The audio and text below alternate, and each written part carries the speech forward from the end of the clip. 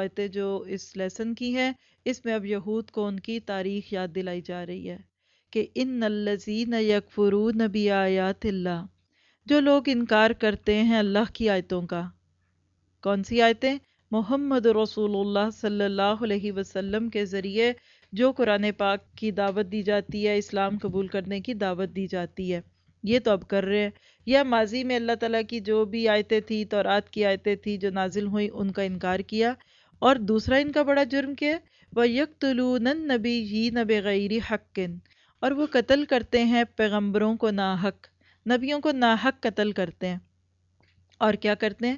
وَيَقْتُلُونَ الَّذِينَ يَأْمُرُونَ بِالْقِسْطِ مِنَ النَّاسِ، اور وہ قتل کرتے ہیں ان لوگوں کو جو انصاف کرنے کا حکم دیتے ہیں لوگوں میں، یعنی نبیوں کو بھی قتل کیا، اور نبیوں کے بعد ان لوگوں کو بھی قتل کر دیتے ہیں یا اس کا حکم دیتے ہیں جو لوگوں میں انصاف کی بات کرتے ہیں، اچھی باتوں کا حکم دیتے ہیں۔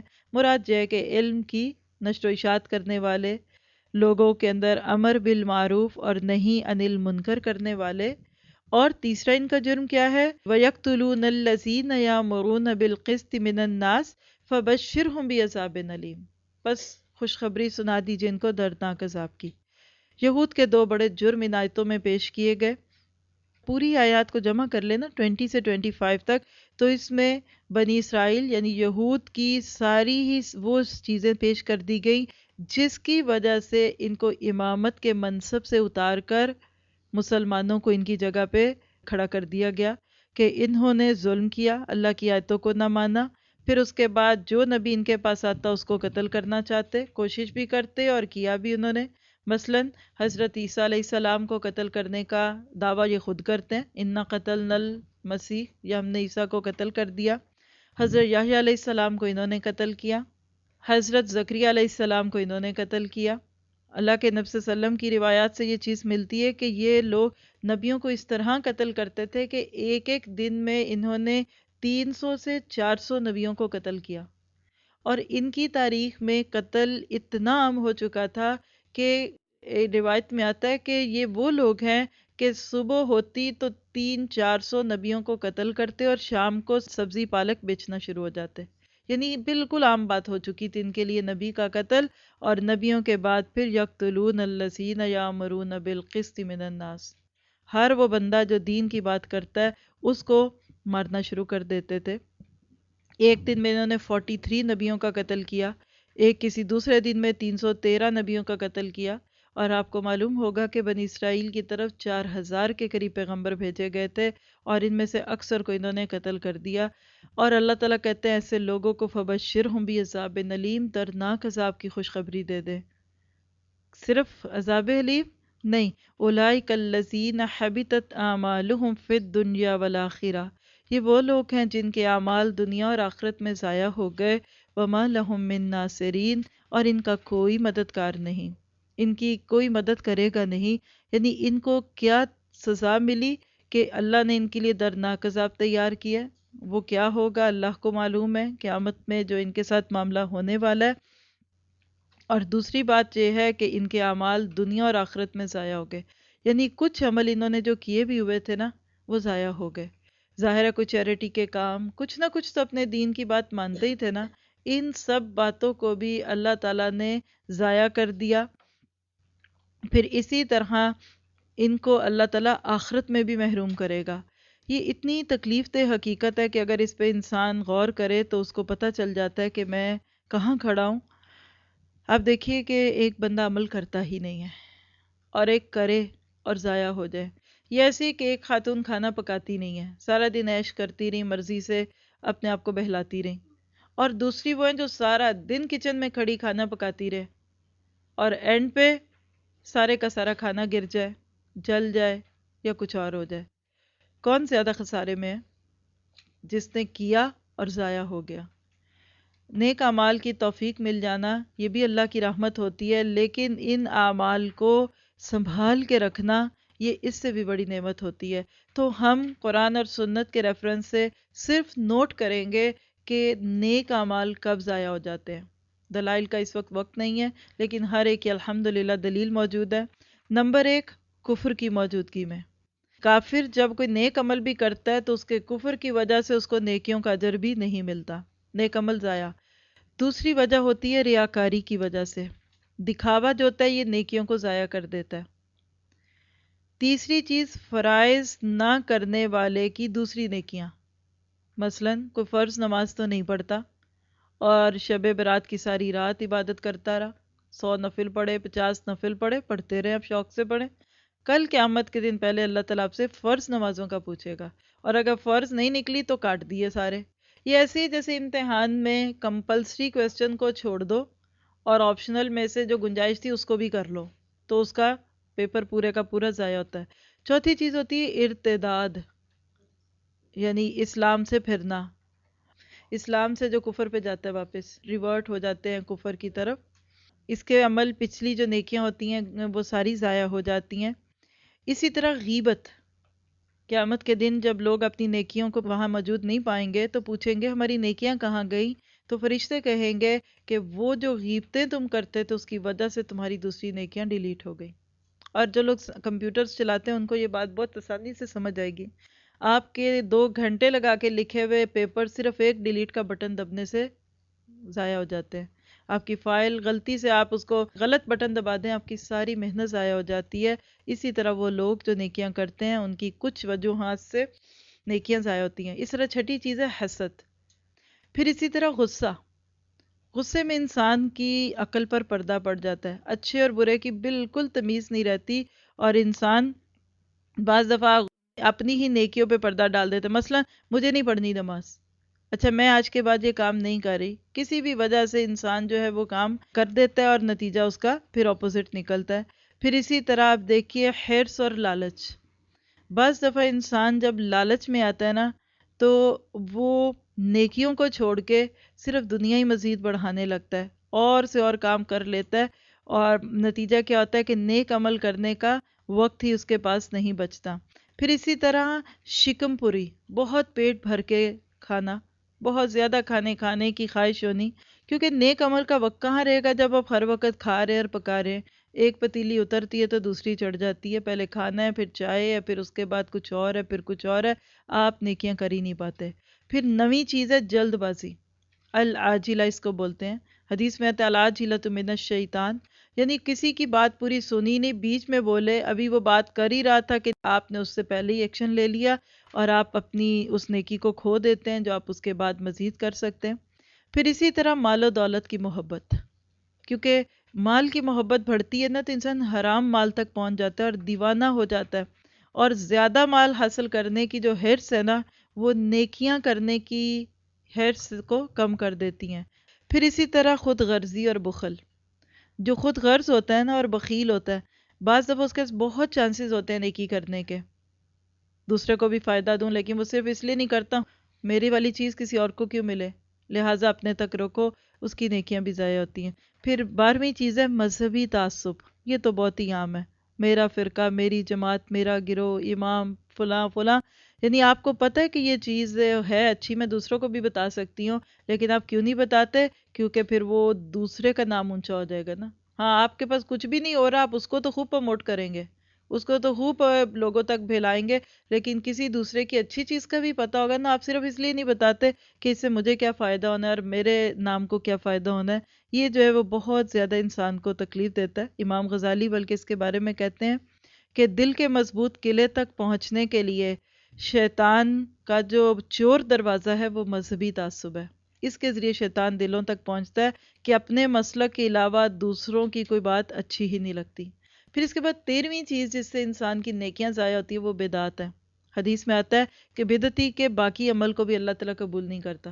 بعض لوگ تو یہ سوچتے ہیں نا، اچھا یہ کام کر لیتے ہیں، نہ ہوا تو نہ قبول ہوگا، مثال ہے کہ اچھا جی اللہ کے نبی نے یہ نہیں کیا تو نہ قبول ہو، لیکن ان کے سامنے یہ حدیث رہنی چاہیے کہ صرف وہ عمل نہیں بلکہ اس کے دوسرے نیک عمل بھی پھر قبول نہیں ہوتے، اور اس پہ جہاں کئی موقع آئے گا تفصیل سے بات جو ہی وہ ہو جائے گی۔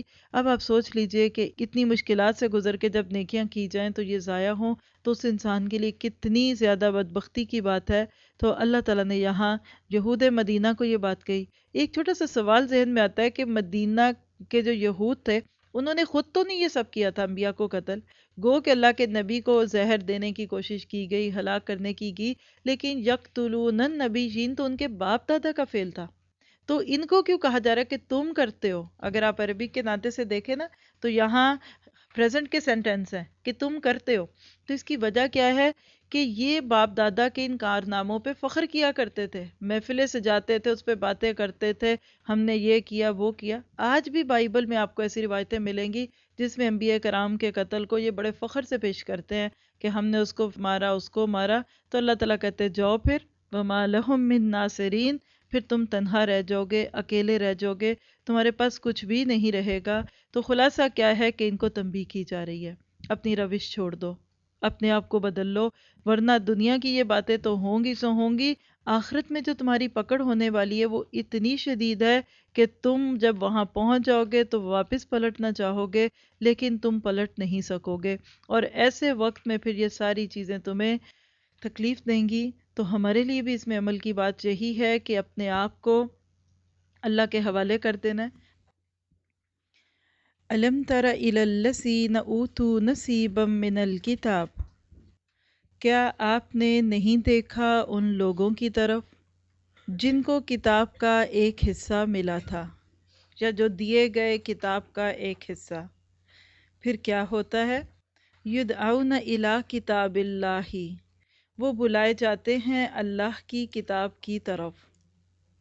کتاب اللہ سے مراد قرآن پاک. لیحکم بینہم، تاکہ وہ فیصلہ کرے ان کے درمیان. پھر کیا ہوتا ہے؟ ثم یتولی فریق منہم، پھر ان میں سے ایک گروہ منہ پھیر لیتا ہے. وہم معرضون، اور وہ منہ پھیرنے والے ہیں. ان کے اس اعراض کی وجہ کیا ہے؟ اس کا تذکرہ آیت 24 میں ہے. ذالک بانہم، یہ اس وجہ سے ہے کہ انہوں نے قالو کہا لن تمسنا النار الا ایاما معدودات، ہرگز نہیں چھوئے گی ہم کو آگ مگر چند دن گنتی کے. اور کیا ہوا؟ وغرہم فی دینہم ما کانوا یفترون، اور دھوکے میں ڈالا ان کو ان کے دین کے بارے میں ان کی بناوٹی باتوں نے، یا جو باتیں وہ دین کے بارے میں گھڑتے تھے اس کی وجہ سے انہوں نے اپنے آپ کو دھوکے میں ڈال دیا. ایسے لوگوں کو کیسے سمجھایا جائے؟ کیا طریقہ ہے ان کی اصلاح کا؟ اس کا تذکرہ آیت 25 میں ہے کہ ان کو ان کا انجام یاد دلا دو، کل ان کے ساتھ کیا ہونے والا ہے ان کو وہ یاد دلا دو. فَكَيْفَ إِذَا جَمَعْنَاهُمْ لِيَوْمٍ لَا رَيْبَ فِيهِ، پس کیا ہوگا جب ہم ان کو جمع کریں گے اس دن میں جس کے آنے میں کوئی شک نہیں ہے. وَوُفِّيَتْ كُلُّ نَفْسٍ مَا كَسَبَتْ، اور پورے کا پورا دیا جائے گا ہر نفس کو جو اس نے کمایا. وَهُمْ لَا يُظْلَمُونَ، اور وہ ظلم نہ کیے جائیں گے. ایک پورا نقشہ ہے، پچھلی آیتوں کے ساتھ ہی اس کا ربط ہے. اللہ تعالیٰ فرماتے ہیں کہ الم ترا، کیا آپ نے نہیں دیکھا؟ اشارہ ہے نبی صلی اللہ علیہ وسلم کی طرف، لیکن مراد ہے کہ غور کیجئے، توجہ فرمائیے. اور یہ انداز قرآن پاک میں بہت جگہ آتا ہے. ان لوگوں کی طرف جو دیے گئے تھے نصیب من الکتاب، کتاب کا ایک حصہ. یہاں من الکتاب میں جو الکتاب ہے نا، اس سے مراد تورات ہے، اور یہ ضمائر درست لکھیں گے تو پھر آیت زیادہ اچھی طرح سمجھ میں آئے گی. ان کو جو کتاب دی گئی، یہ کہنے کی بجائے کہ الذین اوتوا کتاب، یہ کیوں کہا گیا کہ نصیب من الکتاب، ایک حصہ کتاب کا؟ اس کی دو مختلف وجوہات ہمارے سامنے آتی ہیں. پہلی وجہ تو یہ ہے کہ تورات جو دی گئی تھی وہ ایک حصہ تھی کتاب ہدایت کا، اپنے وقت کے لیے تھی، ہمیشہ کے لیے نہیں تھی، اس لیے ایک حصہ کہا گیا. اور نصیب کا لفظ جو ہے نصب سے ہے. نصب کہتے ہیں گاڑنے کو، جیسے اردو میں ہم بولتے ہیں کہ جھنڈا نصب ہو گیا، مضبوط کرنا، گھاڑنا، اس کے معنوں میں.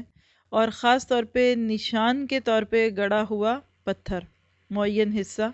آگے بھی ہم پڑھیں گے کہ مشرکین کی یہ عادت تھی کہ اپنے بتوں کے لیے کچھ ایسی جگہ بنا لیتے تھے جہاں جا کے ان قربانیاں کرتے اور ان کے چڑھاوے چڑھاتے، تو اللہ تعالیٰ نے یہاں ایک خاص حصے کی طرف اشارہ کر دیا کہ ان کو جو تورات دی گئی تھی وہ مکمل نہیں تھی، یا مکمل سے مراد یہ ہے کہ بس اپنے دور کے تقاضوں کو پورا کرتی تھی، قیامت تک کے لیے نہیں تھی، جبکہ اس کے برعکس قرآن پاک جو ہے قیامت تک کے لوگوں کے لیے ہے، اور وہ پوری کی پوری انسانیت کے لیے ہے۔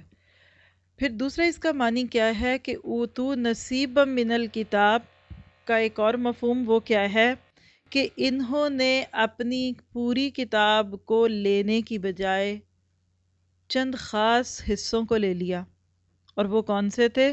جس پہ عمل کرنا آسان تھا، جو ان کی زندگی میں تبدیلیوں کا تقاضا نہیں کرتی تھی، اور اسی کا تذکرہ پیچھے ہم پڑھ چکے کہ افتؤمنون ببعض الکتاب وتکفرون ببعض، کیا تم کتاب کی بعض باتوں پہ تو ایمان لاتے ہو اور بعض کو تم چھوڑ دیتے ہو؟ تو اشارہ ہے ان کی بے عملی کی طرف کہ انہوں نے اللہ کی پوری کتاب لینے کی بجائے ادھوری کتاب لے لی، اور کوئی بھی قوم جو اللہ کی طرف سے زوال کا شکار ہوتی ہے اس کی بہت بڑی وجہ یہی ہوتی ہے کہ وہ پوری کتاب لینے کی بجائے ادھوری کتاب کو لینے لگتے ہیں۔ اب ان کا حال کیا ہے کہ یدعون الی کتاب اللہ، یہ بلائے جاتے ہیں اللہ کی کتاب کی طرف۔ یہ کون سی کتاب تھی؟ قرآن پاک۔ مدینہ میں رہتے ہوئے جب ان کو دعوت دی جاتی تھی کہ ٹھیک ہے، کل تک تم تورات کو مانتے تھے، تورات پہ عمل کرتے تھے، اب آج قرآن پاک کا دور آ گیا، تمہاری کتابیں پرانی ہو گئیں، ان کے اندر سے اب تمہیں وہ چیز نہیں مل سکتی جس کے مطابق تم زندگی بسر کرو، تو لہٰذا آ جاؤ اللہ کی کتاب کی طرف آ جاؤ، تاکہ لِیَحْکُمَ بَیْنَہُم، تاکہ وہ کتاب فیصلہ کر دے تمہارے درمیان۔ اب تمہارے مذہبی اختلافات کا فیصلہ یہ کتاب کرے گی، کیونکہ انہوں نے تورات کو بھی ٹکڑوں میں بانٹ لیا تھا نا، کچھ لوگ کچھ باتوں کو مانتے تھے، کوئی کچھ کو مانتے تھے، تو ایک بات تو اس سے یہ کہہ دی گئی کہ ٹھیک ہے، تم اس کتاب کی طرف آ جاؤ اور تم اس کتاب کو مان لو، تمہارے سارے ہی جھگڑے ختم ہو جائیں گے۔ چھوٹے چھوٹے ٹکڑے کے ساتھ جڑنے کی بجائے تم ایک مکمل کتاب کو لے لو اور پرانی بات کو چھوڑ کر نئی بات لے لو۔ تو ان کا ریئیکشن کیا ہوتا ہے؟ ثم یتولی فریق منہم، پھر منہ پھیر لیتا ہے ان کا ایک گروہ۔ یہاں ساروں کا تذکرہ نہیں، چند لوگوں کی اعراض کی بات ہے، اور یہ کون تھے؟ عموماً اس سے مراد یہود کے علماء تھے۔ دو طرح کے یہود تھے مدینہ میں، ایک عام یہودی، پبلک جس کو آپ بول سکتے ہیں، عامت الناس، عوام، اور دوسرے تھے مذہبی لیڈرز، مولوی صاحب، پریسٹ، اور ہر گروہ میں یہ دو ہی گروہ ہوتے ہیں۔ ایک وہ لوگ ہوتے ہیں جو لوگوں کو دین کے نام پہ جمع کرتے ہیں، اور دوسرے وہ ہوتے ہیں جو ان کی باتیں سنتے ہیں۔ تو ان کے مذہبی گروہ نے چونکہ انکار کر دیا نا، تو اس کے نتیجے میں ہوا کیا کہ عام لوگ خود ہی پیچھے ہٹ گئے، کیونکہ لوگ ہمیشہ اپنے بڑوں کے دین پہ ہوتے ہیں، جس کام کو بڑے نہ کریں اس کو چھوٹے بھی نہیں کرتے، اور نتیجہ اس کا یہی ہوتا ہے۔ اسی طرح اس آیت کا ایک یہ بھی تناظر بنتا ہے کہ جب مدینہ میں رہتے ہوئے ان کو کوئی ایسا معاملہ پیش آ جاتا جس کا فیصلہ یہ اپنی تورات کے ناطے سے نہیں کر سکتے تھے، تو پھر اس وقت ان کو کہا جاتا تھا کہ آؤ تم اس کا فیصلہ قرآن پاک کی روشنی میں کر لو، جیسا کہ سورۃ نساء کی کچھ آیتوں سے ہمیں پتہ چلے گا۔ تو لیکن یہ لوگ نہیں مانتے تھے اور منہ پھیرنے والے ہوتے تھے۔ یہاں دیکھیے گا دو لفظ ہیں، ایک ہے یتولا، تولا منہ پھیرنے کو کہتے ہیں، واللہ یولی سے یتولا، پھر اس کے بعد ہے موردون، اعراض، عین را داد، دونوں میں تھوڑا سا فرق ہے۔ جو واللہ ہے نا، پشت پھیرنے کو کہتے ہیں۔ مثلاً کوئی شخص کھڑا تھا یوں اور پورے کا پورا بیک ہو جائے، یعنی جیسے ہم سامنے کا حصہ پیچھے کر لیں، تولا میں پورے کا پورا گھومنا ہوتا ہے، یہ زیادہ شدت ہوتی ہے۔ اور مورزون ایسے ہی ہے جیسے میں آپ کی طرف منہ کر کے کھڑی ہوں یا بیٹھی ہوں تو میں اپنا منہ پیچھے کر لوں۔ اعراض میں صرف منہ پھیرتے ہیں، اور اس کو اعراض کیوں کہتے ہیں؟ یہ دیکھیے کہ سامنے سے ہم کسی کو دیکھتے ہیں تو اس کا چہرہ ہمیں سیدھا دکھتا ہے، لیکن جب یوں سائڈ سے دیکھیں تو چوڑا دکھتا ہے۔ اعراض عرضہ وڈتھ کے معنوں میں ہوتا ہے۔ اب سوال پیدا ہوتا ہے کہ یتولا کے بعد موردون کیوں کہا گیا؟ تو اس کی وجہ کیا ہے کہ ان کی پہلی حالت یتولا موجودہ کو ثابت کر رہی ہے، اور مورزون میں ان کی مستقل حالت مراد ہے۔ یعنی یہ دونوں طرح سے کام کرتے ہیں، اور اللہ تعالیٰ بتاتے ہیں کہ کسی قوم کو جب اللہ کی کتاب کی طرف بلایا جائے کہ ان کی زندگی کے فیصلے ہوں، اس کے مطابق یہ زندگیاں بسر کریں، لیکن لوگ ثم یتولا کرتے ہیں، کیونکہ ثم کا لفظ جو ہے نا اس میں تھوڑی سی مسافت ہوتی ہے۔ ایک ہوتا ہے بود زمان، زمانے کی دوری، اور مسافت یعنی مکان، دونوں کے لیے استعمال ہوتا ہے۔ ایک لفظ ہوتا ہے فا، پیچھے آپ پڑھ چکے یہ بھی لفظ فا، تو فا فوراً ہوتا ہے، بس اس سے یاد رکھ لے، اور سما میں ہوتا ہے کچھ عرصے کے بعد وہ کام کرنا۔ مطلب کیا ہے کہ جب ان لوگوں کو اللہ کے حکموں کے مطابق زندگی بسر کرنے کی دعوت دی جاتی ہے تو یہ منہ پھیر لیتے ہیں۔ کل بھی پھیرتے تھے، آج بھی پھیرتے ہیں، وقتی طور پہ بھی پھیرتے ہیں، اور مستقل طور پر بھی ان کی یہی حالت ہے۔ اب کسی انسان کا اللہ کی کتاب سے منہ پھیرنا یہ چھوٹی گستاخی نہیں ہوتی، بہت بڑی بات ہے۔ جو بھی لوگ ایسا کرتے ہیں نا، اس کی بنیاد میں کوئی نہ کوئی خرابی ہوتی ہے۔ اب دیکھیے نا کہ تو اب یہاں دیکھتے ہیں کہ ان کے اس اعراض کی وجہ کیا ہے۔ اس کا جواب آیت نمبر 24 میں ہے کہ ذالکا، یہ ذالکا سے کیا مراد ہے؟ یہ منہ پھیرنا، یہ اعراض کرنا، اس کی وجہ کیا ہے؟ بِأَنَّهُمْ، کہ بے شک انہوں نے قالو کہا، لن تمسنا النار الا ایاما معدودات، کہ ہمیں آگ نہیں چھوئے گی، اور اگر چھوا بھی تو چند گنتی کے دن۔ یعنی خود ساختہ عقیدے بنا لیے، افترا کر لیا۔ یہ وجہ تھی ان کے اپنے آپ کو دین سے دور کرنے کی کہ خود ساختہ عقیدوں میں رہے، جس کی پہلی شک کیا تھی کہ ہمیں آگ نہیں چھوئے گی، اور اگر چھوئی بھی تو چند دن۔ کیوں کہتے تھے؟ یہود نے کچھ افترا کیے تھے، اور افترا کا لفظ جو ہوتا ہے نا یہ من گھڑت باتوں کے لیے آتا ہے، کیونکہ اللہ تعالیٰ کہہ رہے وَغَرَّهُمْ فِي دِينِهِمْ، فریب میں ڈالا، دھوکے میں ڈالا ان کے دین نے، مَا كَانُوا يَفْتَرُونَ، ان باتوں کی وجہ سے جو وہ گھڑتے تھے۔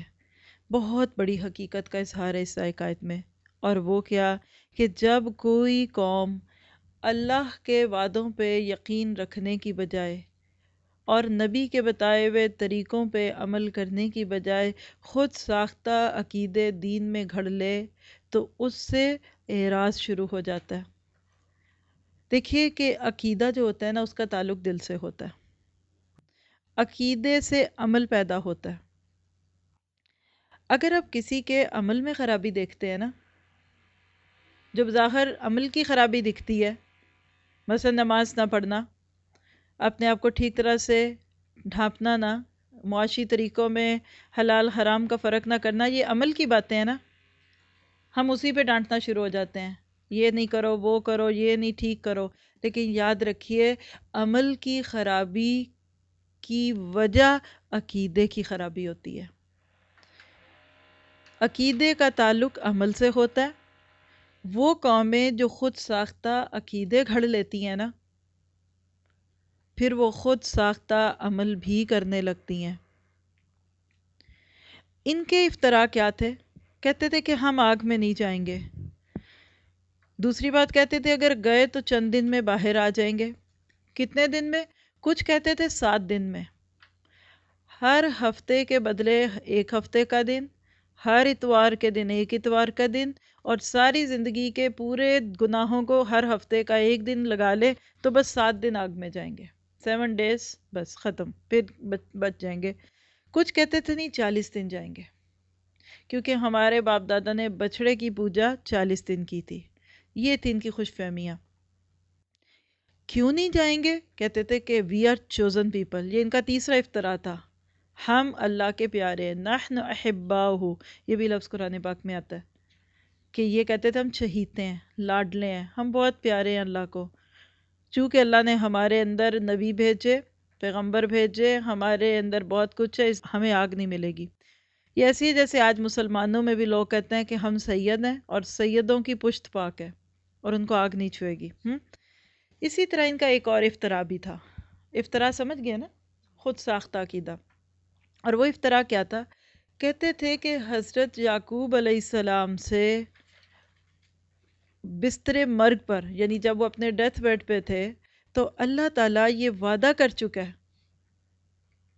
کہ آپ کی قوم کو میں عذاب نہیں دوں گا، اور اگر دیا بھی تو بس قسم پوری کرنے کے لیے۔ تو لہٰذا چونکہ ہم بنی اسرائیل سے ہیں، یعقوب کے بچے ہیں، تو اب ہمیں ہمارے نبی کی نسبت سے عذاب نہیں ملے گا۔ اللہ تعالیٰ کہتے ہیں کہ غرہم فی دینہم ما کانوا یفترون، یہ خوش فہمیاں تھی جس کی وجہ سے یہ اللہ کی کتاب کی طرف نہیں آئے۔ یہ بناوٹی عقائد تھے جو انہوں نے عقیدے کے نام پر گھڑ لیے، اور ان کا اثر ان کی زندگی میں آیا۔ اور یہ بہت بڑا ایک نقطہ ہے کہ جب کوئی قوم اپنی مرضی سے کوئی عقائد بنا لیتی ہے نا، تو پھر وہ خوش فہمیوں کا شکار ہو جاتی ہے۔ کل تک یہود کے یہ افطرا تھے، اس کے بعد جب نصارہ کا دور آیا، کچھ افطرا انہوں نے بھی باندھے، مثلا کفارہ مسیح، سمجھتے ہیں اس کو؟ کہتے ہیں کہ حضرت عیسیٰ علیہ السلام ہمارے کفارے میں سولی پہ چڑھ چکے ہیں۔ آج بھی 80 to 90% کرسچنس کا یہی عقیدہ ہے، کچھ بھی کرو، عیش کرو، کھاؤ پیو، کیونکہ حضرت عیسیٰ تمہاری وجہ سے سولی پہ چڑھ چکے۔ اور کتنی دفعہ ان لوگوں سے اس پہ بات ہوتی کہ کیا یہ ظلم نہیں ہے، کرے کوئی اور بھرے کوئی۔ پھر اسی طرح نصارہ کے بہت سارے افطرا ہیں، کچھ بھی کر لو کچھ نہیں ہوگا، اور محبت ہی کرتے رہو، لو لو لو لو کرتے رہو، اور بس تم جنت میں پہنچ جاؤ گے۔ چلیے مسلمانوں نے بھی کوئی افطرا کیے، آج کیا ہم نے بھی کوئی من گھڑت عقیدے رکھے میں؟ اللہ کے نبی نے جو بات کہی تھی نا کہ تم قدم با قدم انہی قوموں کے اوپر چلو گے جیسے انہوں نے کیا وہی کرو گے۔ اگر وہ اپنی ماں سے زنا کریں گے تو تم بھی کرو گے، اور جیسے ایک جوتا دوسرے جوتے کے مثل ہوتا ہے، تم بھی یہود و نصارہ کے نقش قدم پہ چلو گے۔ آج مسلمانوں نے بھی ماشاءاللہ اس طرح کی بہت ساری باتیں کی، مثلا ہم امت محمدیہ ہیں اس لیے آگ میں نہیں جائیں گے۔ آج مسلمانوں میں سے اکثریت یہی لوری لے کے سو رہی ہے کہ چونکہ ہم مسلمان ہیں جنت میں جائیں گے، کون روکے گا بھئی، دیکھتے ہیں کون روکتا ہے۔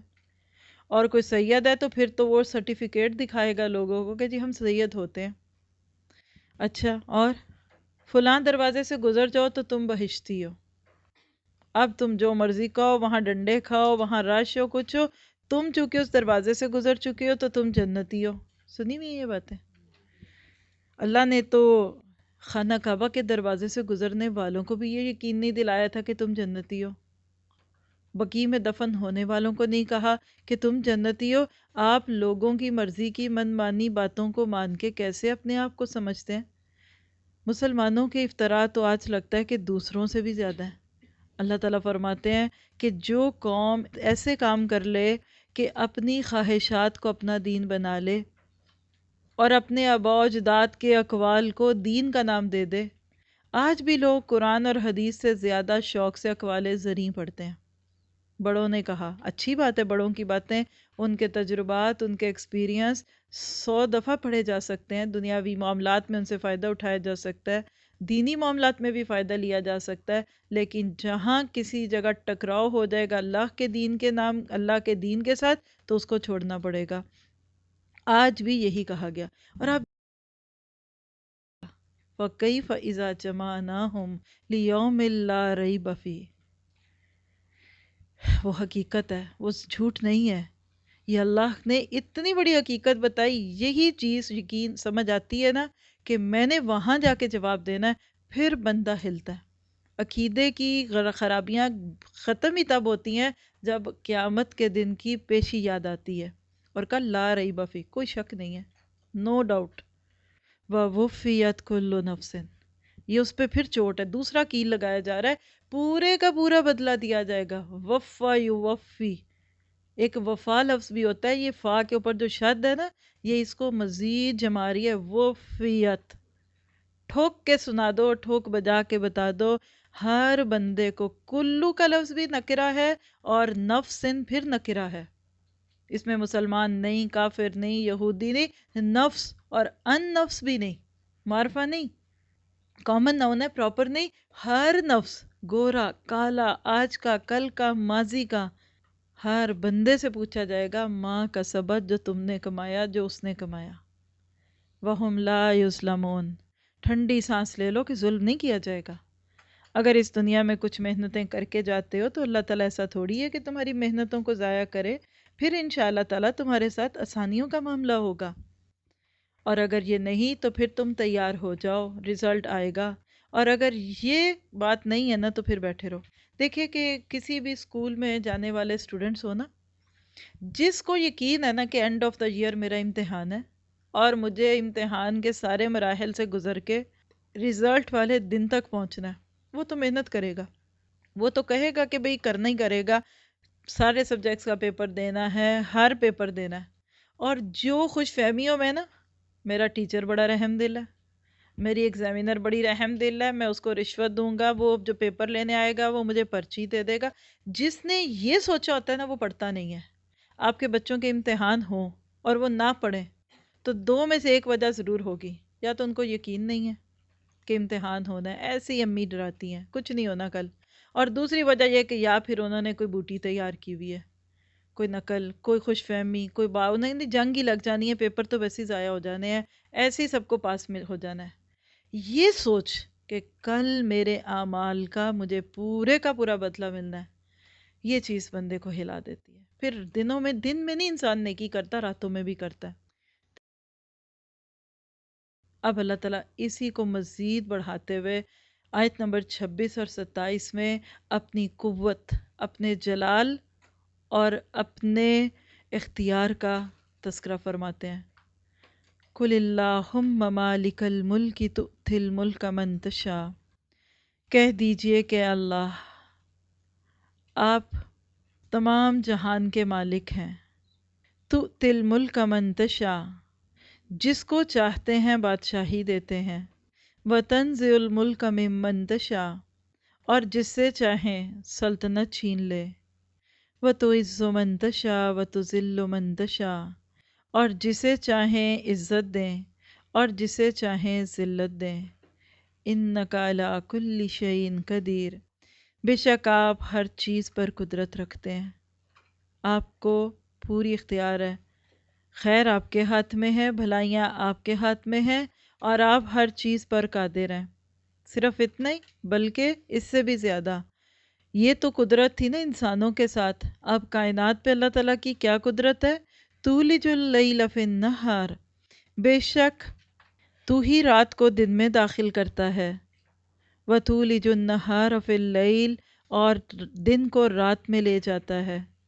وتخرج الحی من المیت وتخرج المیت من الحی، اور تو ہی بے جان سے جاندار کو پیدا کرتا ہے اور تو ہی جاندار سے بے جان کو پیدا کرتا ہے. وترزق من تشاء بغیر حساب، اور تو چاہتا ہے جس کو رزق دیتا ہے بے حساب.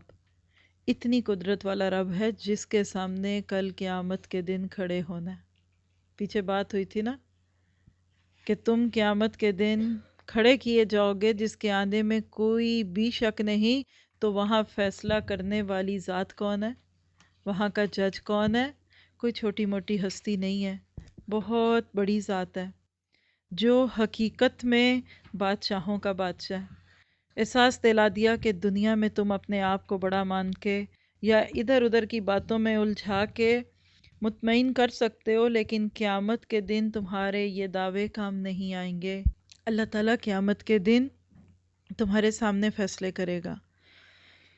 یہ آیات جو ہیں یہ امت مسلمہ کے لیے ایک دعا بھی ہے، دعا کا طریقہ بھی سکھایا گیا، اور اس آیت میں کفار پر غلبہ پانے کا اشارہ بھی ملتا ہے. اس آیت کی شان نزول ایک خاص موقع سے متعلق ہے. مسلمان جب بدر اور احد کی جنگوں سے گزر چکے، بہت زیادہ مسلمانوں کی دھاک بھی بیٹھ چکی تھی اور لوگوں کی نظروں میں بھی آ چکے تھے، تو مکہ والوں نے اور مدینہ والوں نے سب اپنے غیروں نے سوچا کہ سب مل جاتے ہیں اور ان کو صفحہ ہستی سے مٹا دیتے ہیں.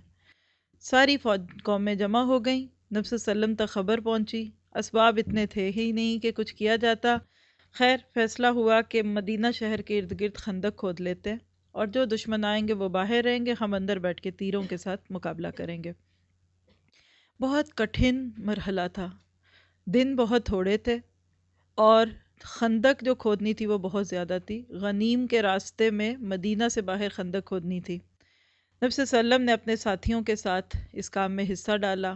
40 ہاتھ لمبی خندق 10 لوگوں کے ہاتھ میں آئی، اور عربی میں ہاتھ یہاں سے لے کے یہاں تک نہیں ہوتا، یہاں سے لے کے یہاں تک ہوتا ہے، یہ پوری جس کو آپ کونی تک کہیں اس کو ہاتھ کہتے ہیں۔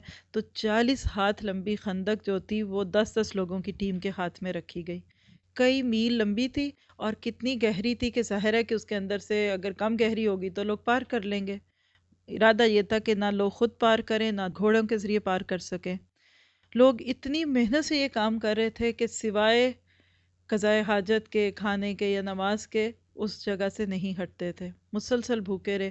یہ وہ وقت تھا کہ جب اللہ کے نبی صلی اللہ علیہ وسلم کے پاس ایک صحابی نے آ کر کپڑا اٹھا کر دکھایا کہ پیٹ پہ پتھر باندھا ہوا ہے بھوک کی وجہ سے، تو آپ نے اپنا کپڑا اٹھایا تو اس پہ 2 پتھر بندھے ہوئے تھے۔ اتنی بھوک اور پیاس سہی لوگوں نے اسلام کو سنبھالنے کے لیے۔ صرف کمپرومائز کر لیتے تو لوگ ہاتھوں ہاتھ لیتے۔ یہ عقیدے کی جنگ تھی۔ بہرحال ایسے میں کیا ہوا کہ جب لوگ کام کر رہے تھے تو راستے میں ایک پتھر آ گیا۔ جو صحابہ کرام اس وقت وہاں پہ اسائن کیے گئے تھے ان سے وہ پتھر نہیں ٹوٹا۔ جب وہ نہ کر سکے تو نبی صلی اللہ علیہ وسلم کے پاس سلمان فارسی کو بھیجا کہ یہ پتھر راستے میں آ گیا، اور پوری خندق کھود لینا اور اس کو چھوڑ دینا ایسے ہی تھا کہ سارے دشمن وہاں سے آ جائیں۔ خیر اللہ کے نبی صلی اللہ علیہ وسلم نے فرمایا کہ اسے میں توڑوں گا، اور آپ نے اس پر زور سے ایک ضرب لگائی، چنگاریاں نکلیں اور چٹان کا ایک ٹکڑا جو تھا وہ ہٹ گیا۔ نبی صلی اللہ علیہ وسلم نے فرمایا کہ مجھے ملک فارس کے محلات اور عمارتیں دکھائی دے گئی۔ دور سے مجھے دکھا کہ اس دور کی ایک سپر پاور جو ہے وہ مسلمانوں کے ہاتھ میں آ گئی۔ اسی طرح آپ نے دوسری ضرب لگائی تو آپ نے کہا کہ مجھے رومیوں کے سرخ محلات اور ان کی عمارتیں دکھائی گئیں، اور اسی طرح تیسری دفعہ آپ نے کہا کہ صنع یعنی یمن کے محلات دکھائے گئے، اور آپ نے فرمایا کہ جبرائیل کے ذریعے مجھے یہ خوشخبری دی گئی کہ میری امت ان تمام ممالک کو فتح کرے گی۔ آپ کی یہ باتیں منافقوں نے بھی سن لی، جو دونوں طرف سوچ رکھتے ہیں نا، کچھ مسلمانوں کی کچھ کافروں کی، تو مذاق اڑانے لگے، کہنے لگے کہ آج دیکھو دشمن سے بچنے کے لیے خندق کھودنی پڑ رہی ہے، پیٹ پہ پتھر بندھے ہوئے ہیں، اپنی ضروریات پوری نہیں کر سکتے، اور خواب دیکھ رہے ہیں روم اور فارس اور یمن کے محلات کی۔ اس پہ اللہ تعالیٰ نے یہ آیت نازل کر دی کہ قُلِ اللہم مالک الملک تؤتی الملک من تشاء وتنزع الملک ممن تشاء۔ کہہ دیجئے کہ اللہ، کل کہہ کے بات کو واضح کر دیا جاتا ہے، نبی صلی اللہ علیہ وسلم کے ذریعے سے یہ کہلوایا جاتا ہے کہ آپ ان کو کہیں، تاکہ یہ آپ کا جو مذاق اڑا رہے ہیں ان کو خود ہی شرم آئے کہ ہم نے یہ بات کیا کر دی۔ اور یہ جو اللہم لفظ ہے نا، یہ اکثر دعاؤں میں آتا ہے۔ مسنون دعائیں جو ہوتی ہیں نا، نبی صلی اللہ علیہ وسلم سے جو سیکھی گئی ہیں ان میں اللہم آتا ہے، جبکہ قرآنی دعائیں اس میں یہ ربنا آتا ہے۔ اور اللہم کا جو لفظ ہے نا، یہ اصل میں یا اللہ تھا۔ یا ہوتی ہے حرف ندا، ایڈریس کرنے کے لیے، جیسے انگلش میں او فلان، یا اردو میں ہم کہتے ہیں اے فلاں۔ اب یا کو حذف کیا گیا تو اس کی جگہ آخر میں میم لگا دی، کیونکہ حرف ندا اور میم اکٹھے نہیں آتے، تو اللہ تعالیٰ نے یہاں دعا کرنے کا طریقہ بھی سکھا دیا کہ کل آپ کہہ دیجئے، آپ ان کو سکھا دیں کہ اللہم اے اللہ، مالک الملکی، تو بادشاہ ہے بادشاہی کا، یعنی اس کائنات کی بادشاہی تو تیرے ہاتھ میں، تو تل ملک من تشاء، تو بادشاہی دیتا ہے۔ اگر آج تو نے ہمیں مشکل میں ڈال دیا ہے تو کل تو ہمیں روم اور فارس کی بادشاہت دے سکتا ہے۔ تیرے ہاتھ میں مشکل نہیں ہے کچھ بھی، کیونکہ وطن سے الملک ممن تشاء، آج جو لوگ بڑے بنے ہیں، جو آج ہمارے مقدر کے فیصلے کرنے والے ہیں، یہ سارے ہٹ سکتے ہیں۔ گویا کہ اللہ تعالیٰ نے یہاں دعا کے اندر ہی قوموں کے عروج اور زوال کی کہانی سنا دی۔ اللہ تعالیٰ کی یہ سنت ہے کہ جب کوئی فرد یا قوم اللہ تعالیٰ کی طرف سے ملی ہوئی حکومت کو اپنا پیدائشی حق سمجھنے لگے اور اس فریب میں مبتلا ہو جائے نا کہ اس کے عمل کتنے ہی برے کیوں نہ ہوں، اس کا کردار کتنا ہی زیادہ گھٹیا کیوں نہ ہو، اس کی سیرت کتنی ہی داغدار کیوں نہ ہو، لیکن کوئی اس سے حکومت چھین نہیں سکتا اور نہ اس کو عزت سے محروم کر سکتا ہے، تو اللہ تعالیٰ کہتے ہیں کہ ایسا نہیں ہو سکتا۔ تم سب اللہ تعالیٰ کے ہاتھ میں ہو، اس کے دستے قدرت میں ہو، وہ دے گا تو ملے گا، وہ چھوڑے گا تو چھٹ جائے گا۔ اور یہ اللہ تعالیٰ کی عادت بھی ہے کہ جب کوئی قوم رحمت اور عدل کے تقاضے پورے نہیں کرتی تو اللہ تعالیٰ اس سے حکومت کو چھین لیتا ہے، اور وہ قوم جو پستیوں میں ہونے کے باوجود اپنی انا کو مجروح نہیں ہونے دیتی، اللہ کے ساتھ تعلق کو مضبوط رکھتی ہے، تو اللہ تعالیٰ اس کو اس جگہ پہ پہنچا دیتا ہے۔ جو کام کرے گا اس کو اللہ تعالیٰ آگے لے آئے گا، جو کام نہیں کرے گا اس کو اللہ تعالیٰ پیچھے کر دے گا۔ یہ اتنی بڑی حقیقت ہے جو اگر سمجھ آ جائے تو بہت سارے شکوے ہمارے ختم ہو جائیں۔ اصل میں یہاں بنی اسرائیل کو بھی اشارہ کیا جا رہا تھا کہ کل تک اللہ تعالیٰ نے تمہیں بادشاہی دی تھی، تم بڑے بنتے تھے، لیکن اب تمہاری نافرمانیوں اور تمہاری سرکشیوں کی وجہ سے اللہ عرب کے ان بدوؤں کو آگے لانے والا ہے۔ اب یہ سامنے آئیں گے اور تم پیچھے ہو جاؤ گے۔ ضرورت ہے اس بات کی کہ تم اس کے اوپر غور کرو، اور یہی وہ چیز ہے جو انسان کو اپنا محاسبہ کرنے پہ مائل کرتی ہے۔ بیدک الخیر، خیر تیرے ہاتھ میں۔ بعض کہتے ہیں کہ یہاں بیدک الخیر والشر دونوں تھے لفظ، خیر بھی تیرے ہاتھ میں اور شر بھی تیرے ہاتھ میں۔ بعض کہتے ہیں کہ نہیں، شر نہیں کہا، کیوں؟ اس کی وجہ ہے، اس لیے کہ ہر شر میں بھی خیر ہوتی ہے۔ عربی زبان کا ایک متبنی شاعر ہے، اس کا ایک شعر ہے، اس کا مصرع ہے، کہتا ہے کہ مصائب قوم عند قوم فوائد، ایک قوم کے مصائب دوسری قوم کے فوائد ہوتے ہیں۔ کوئی جیتتا ہے تو دوسرا ہارتا ہے نا، ایک کو فائدہ مل رہا ہے تو دوسرے کا نقصان بھی ہو رہا ہے نا۔ کائنات میں ہر شر میں خیر ہے، پیچھے بھی ہم یہ بات پڑھ چکے نا۔ تو اللہ تعالیٰ نے یہاں یہ بھی اصول بتا دیا کہ اللہ کی ذات جو ہے وہ قوموں کی زندگی میں جو خیر اور شر کو لاتی ہے، در حقیقت وہ خیری ہے۔ اور یہاں ایک اور بھی بڑا پیارا انداز ہے عربی زبان کا کہ الخیر بیدی کہنے کی بجائے یہ کہہ دیا گیا نا کہ بیدک الخیر، تو یہ انداز جو ہوتا ہے یہ بات کو بڑھا دیتا ہے، خبر کی تقدیم ہے، یعنی جو خبر دی جا رہی ہے وہ پہلے ہے اور بات پیچھے کر دی، یعنی اس سے خاص کر دیا کہ سب کچھ تیرے پاس ہے۔ اور ویسے تو اللہ تعالیٰ خیر اور شر دونوں کا مالک ہے، لیکن یہاں صرف خیر کہہ دیا گیا کیونکہ شر کے آنے میں انسان کا اپنا نفس بھی ہوتا ہے۔ اگر ہم پہ کوئی مصیبت آتی ہے تو وہ ہمارے اعمال کا بدلہ ہوتی ہے۔ اور اس آیت کے بارے میں ایک بڑی پیاری روایت آتی ہے، علامہ قرطبی ہیں وہ لکھتے ہیں کہ حضرت معاذ بن جبل رضی اللہ عنہ ایک دفعہ جمعے کی نماز میں شرکت نہ کر سکے۔ بعد میں جب نبی صلی اللہ علیہ وسلم نے ان کو پوچھا کہ آپ کدھر تھے، تو کہنے لگے ہیں کہ میں نے ایک یہودی یوحنا باریہ کچھ اس کا نام تھا، اس کا قرض دینا تھا، اور عین جمعے کے دن وہ میرے دروازے پہ آ کے کھڑا ہو گیا، اس نے مجھے اندر بند کر دیا اور کہا کہ میں تمہیں باہر نہیں نکلنے دوں گا، میرا قرض ادا کرو۔ اب یہ بات کافی تکلیف دہ تھی کہ نبی صلی اللہ علیہ وسلم کے ایک صحابی پیسوں کی وجہ سے نماز ادا نہ کر سکے، تو اللہ کے نبی صلی اللہ علیہ وسلم نے فرمایا کہ اے معاذ، کیا تم پسند کرتے ہو کہ اللہ تعالیٰ تمہارا قرض ادا کر دے؟ میرا حال کون نہیں پسند کرے گا؟ تو یہ کہتے ہیں کہ میں نے کہا جی اللہ کے نبی میں یہ کر سکتا ہوں۔ تو کہا پھر اس کے بعد آپ نے فرمایا کہ پھر تم یہ پڑھا کرو، قل اللہم سے لے کے بغیر حساب تک کی آیت کے بعد آپ نے ان کو ایک دعا سکھائی، رحمان الدنیا والآخرہ، دنیا اور آخرت کے رحمان، ورحیمہما، اور ان دونوں میں رحم فرمانے والے، تؤتی منہما من تشاء، تو دیتا ہے ان دونوں میں سے جس کو چاہتا ہے، وتمنع منہما من تشاء، اور تو روک لیتا ہے ان دونوں میں سے جس کو چاہے، اقضی عنی الدین، میرے قرض کو ادا فرما دے۔ تو آپ نے فرمایا کہ اگر تیرے اوپر زمین بھر کے سونے کے برابر بھی قرض ہوگا تو اللہ تعالیٰ اس کو ادا فرما دے گا۔ یہ دعا تھوڑے سے الفاظ کے فرق کے ساتھ ملتی ہے مختلف جگہ سے۔ تو پہلی تو بات یہ ہے کہ انسان کو قرض سے اپنے آپ کو بچانا ہی چاہیے، لیکن اگر کسی مجبوری کی وجہ سے انسان آ چکا ہے تو یقین کے ساتھ اور اللہ تعالیٰ کی ان ساری صفات کو سامنے رکھتے ہوئے پڑھیں۔ ہمارا معاملہ وہ ہوتا ہے کہ ہم وظیفے کے طور پہ پڑھتے ہیں اور ہمیں پتہ ہی نہیں ہوتا کہ ہم پڑھتے کیوں ہیں، کیونکہ جس کو اللہ تعالیٰ کی بڑائی کا یقین ہو جائے گا پھر وہ پڑھے گا تو انشاءاللہ تعالیٰ اس کو فائدہ ہوگا۔ ایک اور بھی دعا تھوڑے سے فرق کے ساتھ ہے، بول دیتی ہوں، بعد میں آپ دوبارہ سن کے اگر نوٹ کرنا چاہیں۔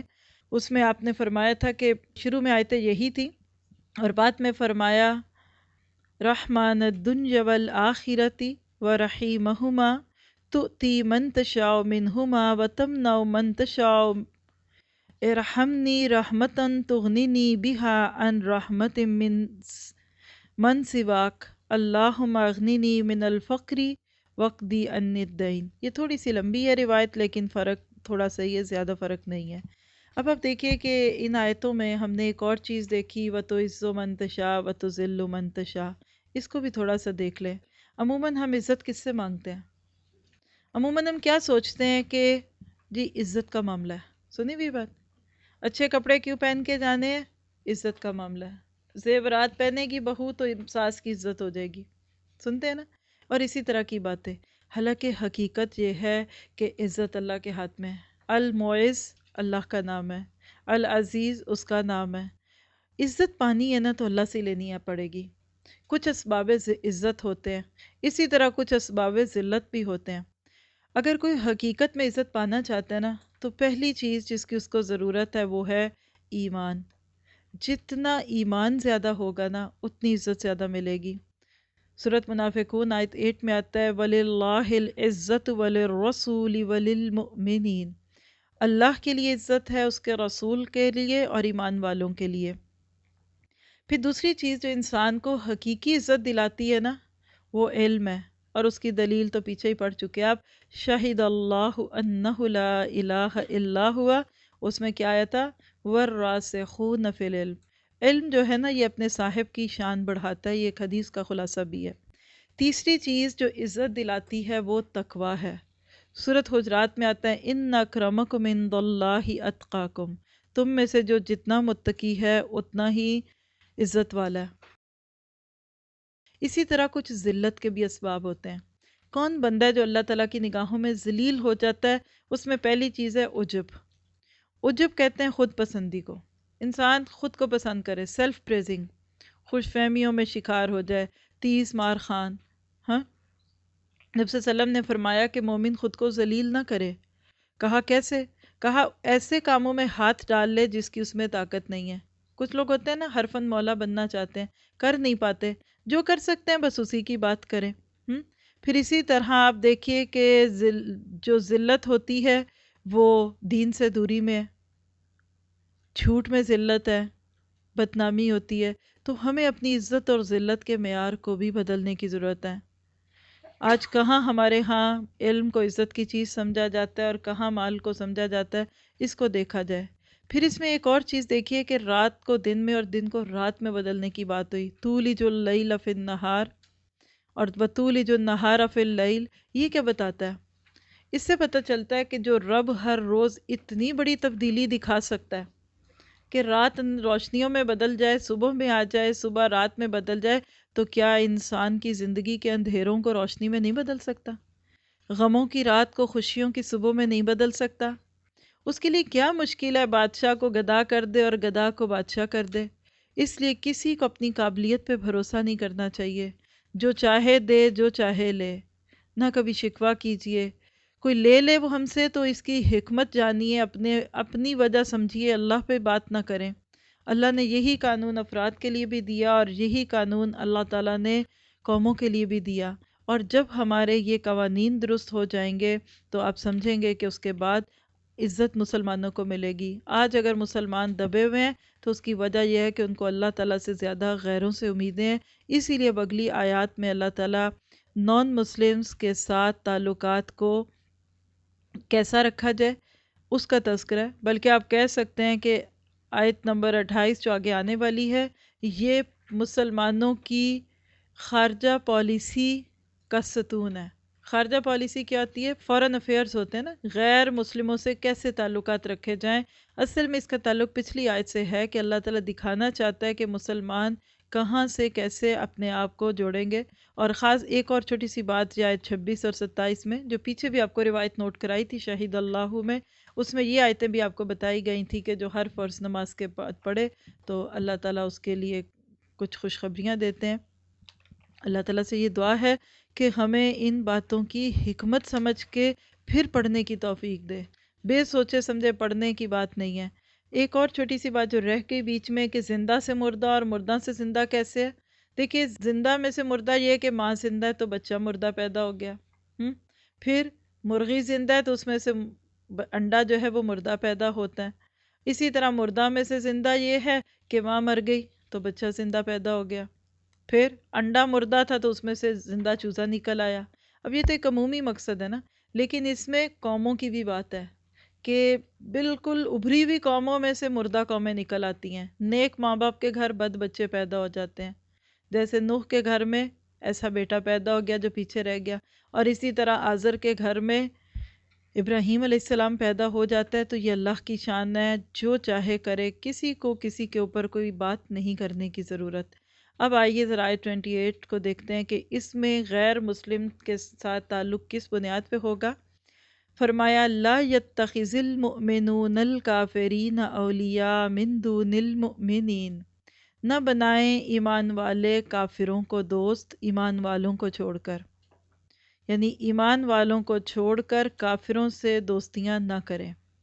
وَمَن يَفْعَلْ ذَلِكَ، اور جو کوئی یہ کرے گا، کیا؟ یہ دوستی اولیاء بنائے گا، یعنی ولایت کے درجے پہ جن کو لے جائے گا، تو فَلَيْسَ مِنَ اللَّهِ فِي شَيْءٍ، فَلَيْسَ مِنَ اللَّهِ فِي شَيْءٍ، تو وہ اللہ کے معاملے میں یا اللہ سے اس کا پھر کوئی تعلق نہیں۔ ہاں کتنا تعلق جائز ہے ان لوگوں سے؟ اِلَّا أَن تَتَّقُوا مِنْهُمْ تُقَاتٍ، مگر یہ کہ تم ان سے ملو بچتے بچاتے، یعنی ان کے شر سے کسی طرح کے بچاؤ کے لیے تم ان سے تعلق رکھ سکتے ہو۔ اور یہ بات اتنی سنجیدہ ہے کہ اس کو سننے کے بعد یہ یاد رکھو کہ وَيُحَذِّرُكُمُ اللَّهُ نَفْسَهُ، اللہ تمہیں اپنے نفس سے ڈراتا ہے۔ یہ چھوٹی بات نہیں ہے، اللہ تمہیں اپنے دشمنوں کے ساتھ معاملہ کرنا سکھا رہا ہے، اس لیے اگر اس تعلق میں کچھ کمی بیشی کی تو یاد رکھنا کہ پھر اللہ سبحانہ تعالیٰ تمہیں اپنی جان سے ڈرا رہا ہے۔ پہلی دفعہ یہ آیت آئی ہے اس میں کہ اللہ تمہیں اپنے نفس سے ڈرا رہا ہے، آگے پھر آئے گی دوبارہ وَإِلَى اللَّهِ الْمَصِيرُ، اور اسی کی طرف پلٹ کر آنا ہے۔ آج دنیا میں اگر اللہ تعالیٰ کے بتائے ہوئے قانون اور ضابطوں پہ عمل نہیں کرو گے اور ولایت کے درجے پہ کفار کے ساتھ دوستیاں کر لو گے تو یاد رکھو کہ کل تمہیں اللہ تعالیٰ کے سامنے پیش ہونا ہے، اور وہ تمہارے دل کے اندر آنے والی ہر بات کو بھی جانتا ہے۔ پچھلی آیتوں کے ساتھ تعلق ہم نے دیکھ لیا کہ پیچھے بات ہو گئی تھی اللہ تعالیٰ کے ساتھ تعلق کی، وہ اس کی قدرت کی۔ اب بتایا گیا کہ اللہ کے دشمنوں کے ساتھ تعلق کیسا ہونا چاہیے، اس کی کچھ حدیں ہیں۔ ہمارے ہاں اس بارے میں دو ایکسٹریمز ہیں، ایک یہ ہے کہ ان کے ساتھ سلام بھی نہ کرو، بات بھی نہ کرو، مرتبات کے نعرے لگاؤ، ان کی بسوں کو جلاؤ، بد دعائیں مانگو کہ اللہ کرے وہ فلاں پورے کا پورا ملک ڈوب جائے، اور دوسری طرف ہے وہ کہتے ہیں کہ سب کچھ یہی کچھ ہے، یعنی مسلمان تو ہوتے ہی برے ہیں اور صرف یہی اچھے ہوتے ہیں۔ تو اس آیت میں بڑے پیارے طریقے سے اللہ تعالیٰ نے بات کی، اور یہی مضمون آگے بھی جائے گا۔ سورۃ الممتحنہ کی آیت نمبر 8 ہے غالباً، اس میں بھی اللہ تعالیٰ نے فرمایا کہ یا ایھا الذین آمنوا لا تتخذوا عدوی وعدوکم اولیاء تلقون الیہم بالمودہ، کہ ایمان والو میرے دشمن اور اپنے دشمنوں یعنی کافروں کو دوست نہ بناؤ کہ تم ان کو دوستی کے پیغام بھیجو۔ پھر آخر میں کہا کہ وَمَن يَفْعَلْهُ مِنْكُمْ فَقَدْ ضَلَّ سَوَاءَ السَّبِيلِ، تم میں سے اگر کسی نے یہ کیا تو وہ سیدھے راستے سے بھٹک جائے گا۔ تو اس معاملے میں اسلام کا نظریہ کیا ہے کہ تعلقات کے مختلف درجے ہوتے ہیں۔ اگر آپ ان کو 4 مختلف درجوں میں بانٹ لیں تو انشاءاللہ آپ کو ہر ایک کے ساتھ الگ الگ بتا سکتی ہوں کہ کیا جائز ہے کیا جائز نہیں ہے۔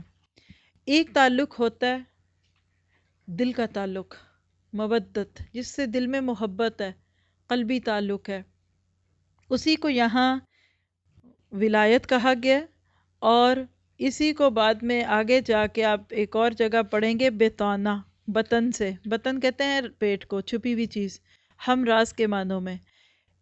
جس چیز سے منع کیا جا رہا ہے نا اس آیت میں وہ ولایت ہے، جس کے اوپر دھمکی بھی ہے، جس کے اوپر بات بھی کی گئی۔ اور آیت نمبر 118 اسی سورۃ آل عمران کی میں آئے گا کہ لا تتخذوا بطانۃ من دونکم، وہاں بطانہ کہا گیا۔ یہ کون سی ہوتی ہے کہ جس میں ہم راز بنا دیا جائے، اپنے ملکی راز دے دیے جائے، ان کے ہاتھوں میں اپنے آپ کو دے دیا جائے، وہی آپ کی پالیسیز بنائیں، وہی آپ کے جینے مرنے کے طریقے اختیار کروائیں آپ سے، یہ درست نہیں ہے. کیونکہ اولیاء جو ہے نا یہ ولی کی جمع ہے، اور ولی کا لفظ ولایت سے ہے. ولایتہ یا ولایا دونوں لفظ آتے ہیں. جب واو کے نیچے زیر ہو تو معنی ہوتا ہے مدد کرنا، ولایا. اور جب واو پہ زبر ہو نا، ولایا ولایا، تو اس کا مطلب کیا ہو جاتا ہے؟ کسی کام کا ذمہ دار اور انچارج بنانا، یعنی کسی کو کچھ دینا. مطلب اس دونوں کا ایک ہی ہے. اب کہا کیا گیا ہے کہ تم ان کے ساتھ ایسے معاملات نہ کرو کہ تم ان سے مشورہ کرو اور ان کو اپنے سارے کام سپرد کر دو. تمہارے سیاہ اور سفید کے یہ مالک ہو جائیں، ہر بات پر تمہیں ادھر سے انسٹرکشنز آئیں، یہ تو پسندیدہ نہیں ہے، نہ کسی ملک کے لیے نہ کسی فرد کے لیے. اسلام ایک خود اپنی سوچ رکھتا ہے، اس کے مطابق اس کو رکھا جائے گا. اس کے بعد ایک دوسرا درجہ ہوتا ہے مباحثات کا. میم واو الف سین الف تا. مفاصات کا لفظی معنی ہوتا ہے ہمدردی، خیر خواہی، نفع رسانی. یہ کیا ہوتا ہے؟ کسی کو تکلیف ہوئی، مثال ہے کہ کسی جگہ زلزلہ آ گیا، وہ نان مسلم ملک تھا، بالکل آپ خیر خواہی کر سکتے ہیں، کوئی حرج کی بات نہیں. انسان ہے، انسانوں کے ساتھ معاملہ ہوگا. ایک بین الاقوامی قوت بھی ہوتی ہے، تو انسان ہونے کے ناطے ہمدردی کی جا سکتی ہے. سورہ ممتحنہ ہی کی آیت 8 میں آتا ہے لا ینہاکم اللہ عن الذین لم یقاتلوکم فی الدین ولم یخرجوکم من دیارکم ان تبروہم وتقسطوا الیہم. اللہ تم کو منع نہیں کرتا ان سے جو لڑتے نہیں تم سے دین پر، اور نہیں نکالا تم کو تمہارے گھروں سے کہ ان کے ساتھ احسان اور انصاف کا سلوک کرو. تو یہ جائز ہے، اس میں کوئی حرج کی بات نہیں ہے. کسی جگہ زلزلہ آ جائے آپ مدد کر سکتے ہیں، کہیں سیلاب آ جائے آپ مدد کر سکتے ہیں. تیسرا درجہ ہوتا ہے مدارات کا. اردو میں بھی یہ لفظ بہت بولتے ہیں، خاطر مدارت. مدارات کیا ہوتا ہے؟ ظاہری خوش خلقی، دوستانہ برتاؤ، جاننے والے سے بھی ہو سکتا ہے، انجانے سے بھی ہو سکتا ہے. یہ غیر مسلموں سے بھی ہوگا. آپ رہتے ہیں، آپ کے نیبرز میں کوئی رہتا ہے، آپ ان کو ملیں، کچھ آپ پکاتے ہیں ان کو بھیجیں، اچھے طریقے سے بات کریں، وہ آپ کے گھر آئیں، ان کی عزت کریں، کوئی حرج کی بات نہیں ہے، اس میں معاملہ ہو سکتا ہے. ٹھیک ہے. پھر ایک چوتھا تعلق ہوتا ہے معاملات کا. معاملہ، انٹریکشن، ڈیلنگز کے معنوں میں، مثلا تجارت، اجرت، ملازمت کرنی ان کے پاس، امپورٹ اینڈ ایکسپورٹ کرتے ہیں، بالکل جائز ہے. نبی صلی اللہ علیہ وسلم کرتے تھے، صحابہ کرام بھی کرتے تھے، بعد والے بھی کرتے تھے. لیکن آپ نے اہل کو حرب جو ہے ان کے ہاتھ میں اسلحہ فروخت کرنے سے منع کیا کہ مسلمان ان کو ہتھیار نہ بیچیں، لیکن کیونکہ وہ ہتھیار پھر آپ کے ہی کام آئیں گے، ظاہر ہے کہ دشمنی ہے. ہاں تجارت کی اجازت ہے، ان کو ملازم رکھ سکتے ہیں، اس میں کوئی حرج نہیں ہے. تو آپ دیکھیے کہ 4 میں سے صرف ایک چیز روکی گئی، اور وہ کیا ہے کہ گہرے دوست نہ بناؤ، باقی ہر طرح کا معاملہ کرو. اللہ کے نبی صلی اللہ علیہ وسلم کو اگر آپ دیکھیں کہ ان کی سیرت میں بے شمار ایسی مثالیں ہیں کہ آپ نے اہل کتاب کے ساتھ بڑا اچھا سلوک کیا، ہمدردی کی. مثلا آپ دیکھیے کہ جب مکہ سے آپ کو نکالا گیا اور اس کے بعد مکہ میں قحط پڑا، یمامہ کا حاکم جو تھا سمامہ، وہ مسلمان ہو گیا.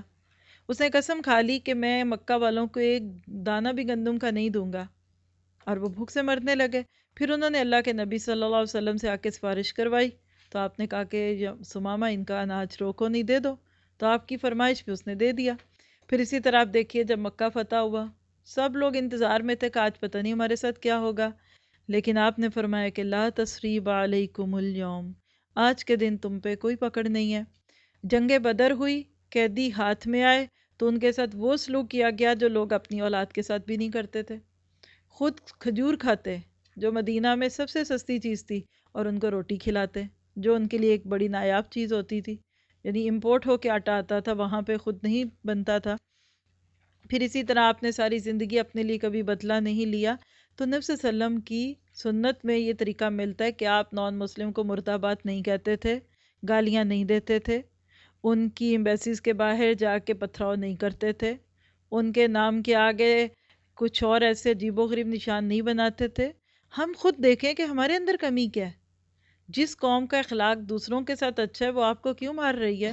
یہ تو اللہ تعالیٰ کی طرف سے سزا مل رہی ہے، تو لہٰذا اس معاملے میں اپنے آپ کو درست رکھیں۔ پھر اللہ کے نبی کے بعد دیکھیں حضرت عمر فاروق کے دور میں ذمیوں کے ساتھ بہت اچھا سلوک ہوتا تھا، نان مسلم لوگ جن کو رکھا جاتا تھا اس ملک میں وظائف دیے جاتے تھے، ان کے بوڑھوں اور ہینڈی کیپ لوگوں کو پورا گورنمنٹ کی طرف سے پیسہ ملتا تھا، بے شمار ایسی چیزیں ملتی ہیں۔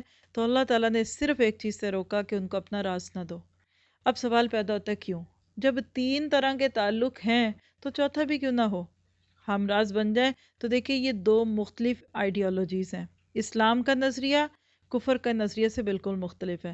جب دوستی گہری دوستی میں بدلتی ہے نا تو بندہ دوست کے دین پہ آ جاتا ہے۔ جب ہماری نسلوں کی گہری دوستیاں اگر ایسی لوگوں سے ہونے لگیں کہ جہاں ان کا پھر دین اپنا بھی خطرے میں پڑ گیا تو خدا فراموشی ہو گئی۔ اللہ تعالیٰ نے ہم سب کو ایک مقصد کے ساتھ پیدا کیا ہے۔ اسلام ایک مقصد سکھاتا ہے، اس کے برعکس کفر عموماً کھاؤ پیو عیش کرو، ایٹ ڈرنک اینڈ بی میری، پرپز لیس لائف ہے، لگژریس لائف ہے، بالکل فرق ہے۔ آپ پڑھیں گے آگے جا کے کہ ایمان والے اور کفر والے برابر نہیں ہوتے۔ تو لہٰذا جب ہم کسی کے ساتھ اس حد تک بڑھ جائیں گے کہ جینا مرنا برابر ہو جائے، کھاتے پیتے ساتھ رہیں گے، تو ہمارے اندر انہی کے راز رنگ ڈنگ آنے لگیں گے۔ بس اس لیے روکتا ہے کہ بس اس طرح نہ کرو کہ تم مقصد سے ہٹ جاؤ۔ اللہ نے ہمیں مقصد دیا، سورۃ الانعام میں ہی آتا ہے نا کہ قُلْ إِنَّ الصَّلَاةِ وَنُسُكِي وَمَحْيَايَ وَمَمَاتِي لِلَّهِ رَبِّ الْعَالَمِينَ۔ یہ بندہ مومن کی زندگی کا ایک مقصد ہے کہ وہ اللہ کے لیے جیتا ہے، نماز، قربانی، زندگی، موت سب اللہ کے لیے۔ اس کے برعکس جب انسان دوسری طرف پڑتا ہے تو اس کی زندگی جو ہے پھر شیطان کے ہاتھوں پہ جاتی ہے، جس کے لیے اللہ تعالیٰ نے کہا کہ ان الشیطان لکم عدو، شیطان تمہارا دشمن ہے، لہذا فاتخذوہ عدوا، تم بھی اس کو اپنا دشمن بناؤ۔ تو یہاں اللہ تعالیٰ نے یہ بات بتا کے یہ خوبصورت پیغام پورا کیا کہ جو اللہ کے لیے محبت کرے گا، اللہ کے لیے بغض کرے گا، وہ اپنے ایمان کو پورا کرے گا۔ صحیح بخاری اور مسلم کی بہت پیاری روایت ہے کہ من احب للہ، جس نے اللہ کے لیے محبت کی، وابغض للہ، اور جس نے اللہ کے لیے بغض رکھا، فقد استکمل ایمانہ، بس اس نے اپنا ایمان مکمل کر لیا۔ اصل پتہ ہے یہ موضوع ہمیں کیوں چبھتا ہے؟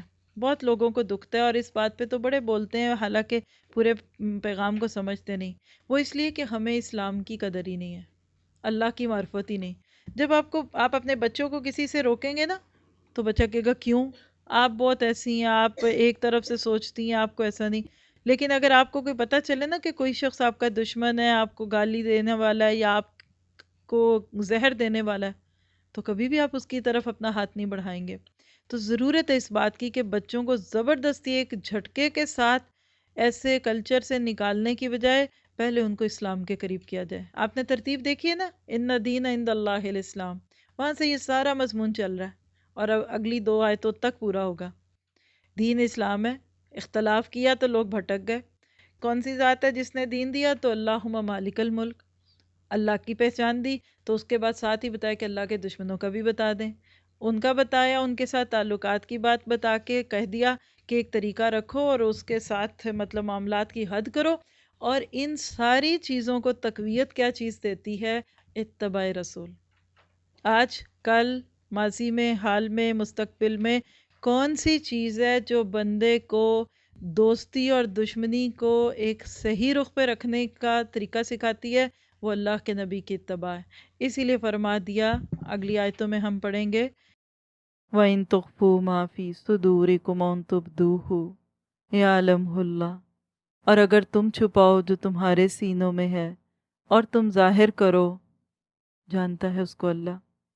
کس دل سے دوستیاں کرتے ہو، کس دل سے معاملے کرتے ہو، تم بتاؤ نہ بتاؤ، تم جتنے مرضی عذر بنا لو، یہ اس وجہ سے اور یہ اس وجہ سے، اور میں اس لیے ہوں کہ اسلام کی طرف آئے، لیکن دل میں تمہارے ان کی رعونت ہے کہ نہیں، یہ رب جانتا ہے۔ ان کو دیکھ کے تم اپنا حال حلیہ کیوں بدلنے لگتے ہو کہ مجھے کوئی بیکورڈ نہ کہے، مجھے کوئی آکورڈ نہ سمجھے، تو پھر اللہ کو پتہ ہے۔ اب دیکھیں کہ ملاقات کرنے میں، ملنے میں، کھانے پینے میں اگر کہیں بھی کوئی حرام نہیں تو حرج کی بات نہیں ہے، لیکن ایک چیز ہمیشہ یاد رکھا کریں کہ ان لوگوں کی نگاہیں آپ پر لگی ہوئی ہیں، وہ آپ کا اٹھنا بیٹھنا، دیکھنا چلنا پھرنا سب دیکھتے ہیں۔ اگر ہمارے اندر اسلام نہیں دکھے گا نا تو ہم ان کو کس اسلام کی دعوت دیں گے؟ تو اپنے وجود کو قائم رکھتے ہوئے، اپنی آئیڈینٹی کو قائم رکھتے ہوئے ملتے رہو، کوئی حرج نہیں۔ ہو سکتا ہے اللہ تمہارے ہاتھوں سے کسی ایک شخص کو ہدایت کی طرف لے آئے، تمہارے لیے بھی فائدہ ہوگا۔ اب دیکھیے کہ جب یہ بات ہم سوچتے ہیں تو پھر ہم اپنے آپ کو دیکھیں، ہم کتنے سالوں سے رہتے ہیں نا نان مسلمز کے بیچ میں، آج تک کتنے لوگوں کو ہم نے مسلمان کیا؟ ہر ایک اپنے آپ سے پوچھے۔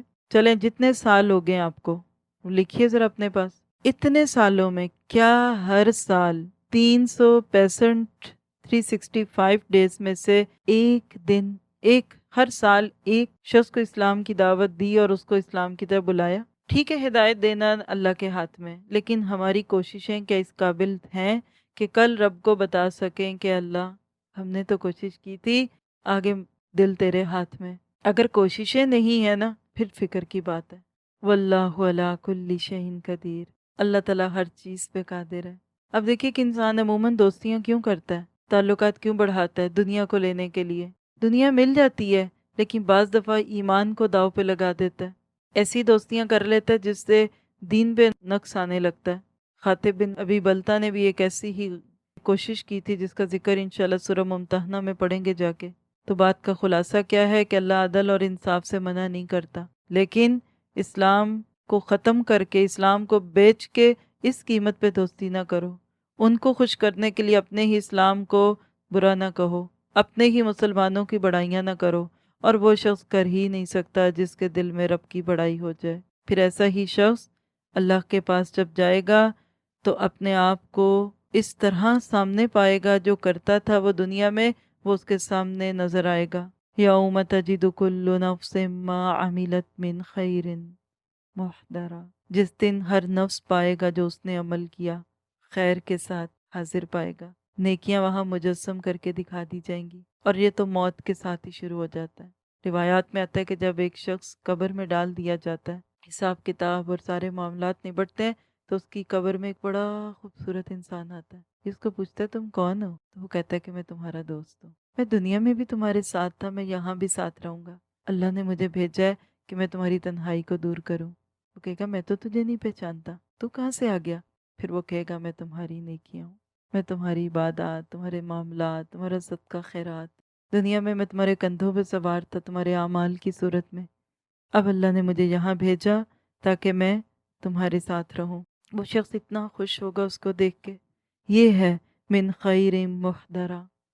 اسی طرح میدان محشر میں بہت ساری نیکیاں انسان کو شکل میں دکھیں گی، بعض روایتوں میں آتا ہے نماز آئے گی، صورتیں آئیں گی، ان کے ہونٹ ہوں گے، اسی طرح صدقہ آئے گا، تو یہ ساری چیزیں انسان کو شکل بنا کے دکھا دی جائیں گی۔ لیکن اس کے برعکس دوسرا معاملہ بھی ہوگا، وَمَا عَمِلَتْ مِن سُوءٍ، اور جو برا معاملہ کیا ہوگا وہ بھی دیکھ لے گا۔ وہ کیسے؟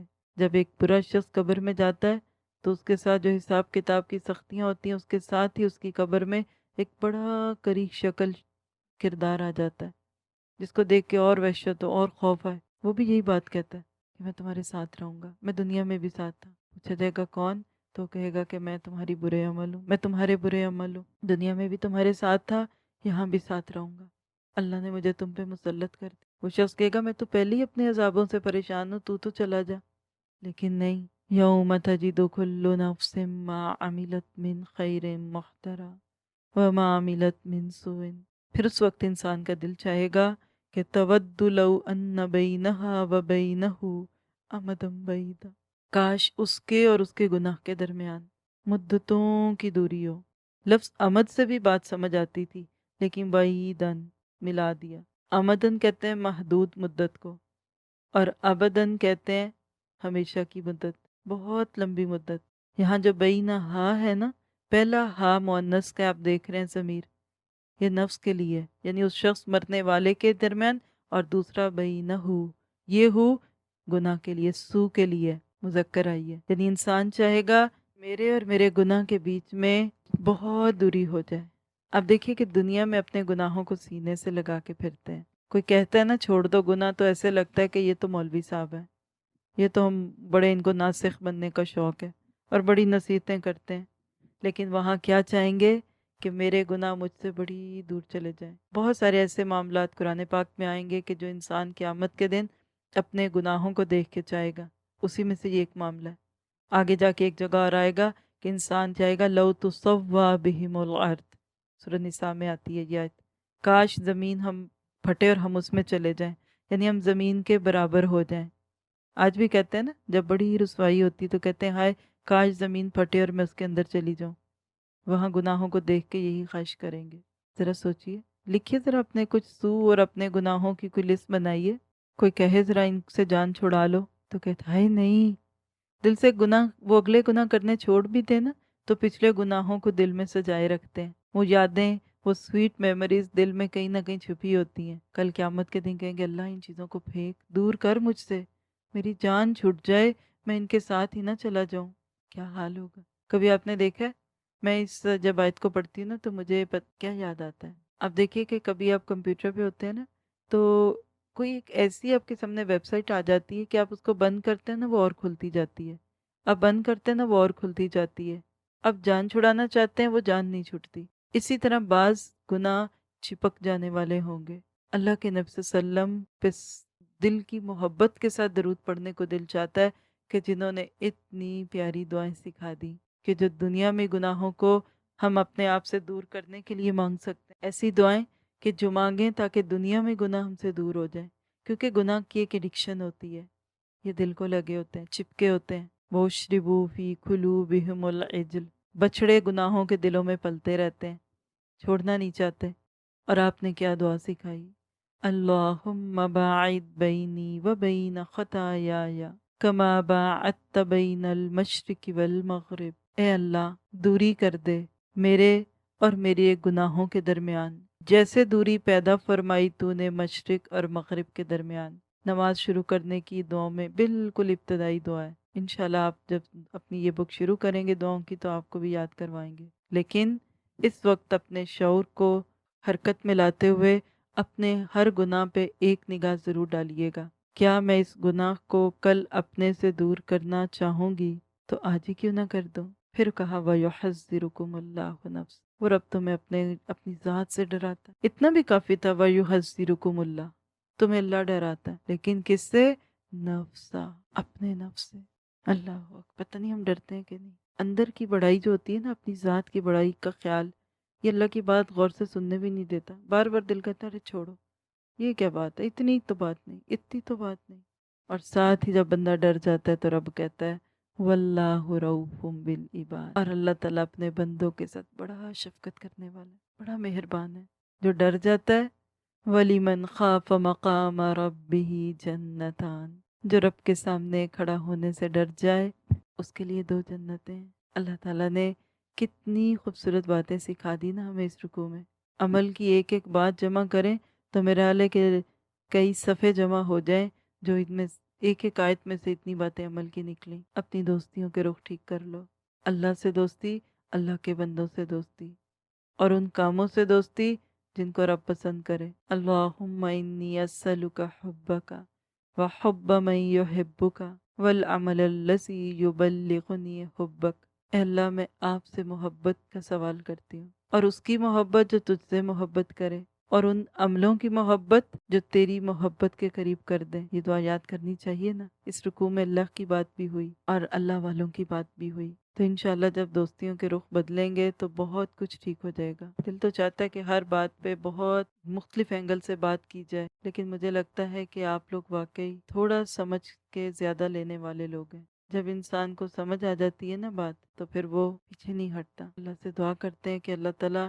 ہمیں اپنی سچی محبت دے دے اور اپنا سچا خوف دے دے، خوش فہمیوں کے پردے جو ہماری آنکھوں پہ چڑھے ہوئے ہیں اللہ تعالیٰ اس کو دور کر دے، اور ہمیں ایسا بنا دے جیسا رب چاہتا ہے، جس کو دیکھ کے واقعی رب راضی ہو جائے۔ اب دیکھیے کہ یہاں جو تولج اللیل فی النہار کی بات تھی نا، اور ابھی یہاں مومن اور کافر کی دوستی کی بات آئی، ان میں بھی ایک ربط ہے، اور وہ کیا کہ جیسے رات اور دن کا ملاپ ناممکن ہے، ویسے مومن اور کافر کا ملاپ بھی ناممکن ہے۔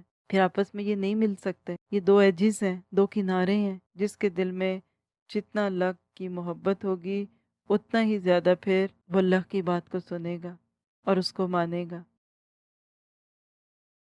اور پھر اس کے بعد آگے فرمایا آیت نمبر 31 میں قُلْ إِن كُنتُمْ تُحِبُّونَ اللَّهَ فَاتَّبِعُونِي يُحْبِبْكُمُ اللَّهُ، کہہ دیجئے کہ اگر تم اللہ تعالیٰ سے محبت رکھتے ہو تو میری تابع داری کرو۔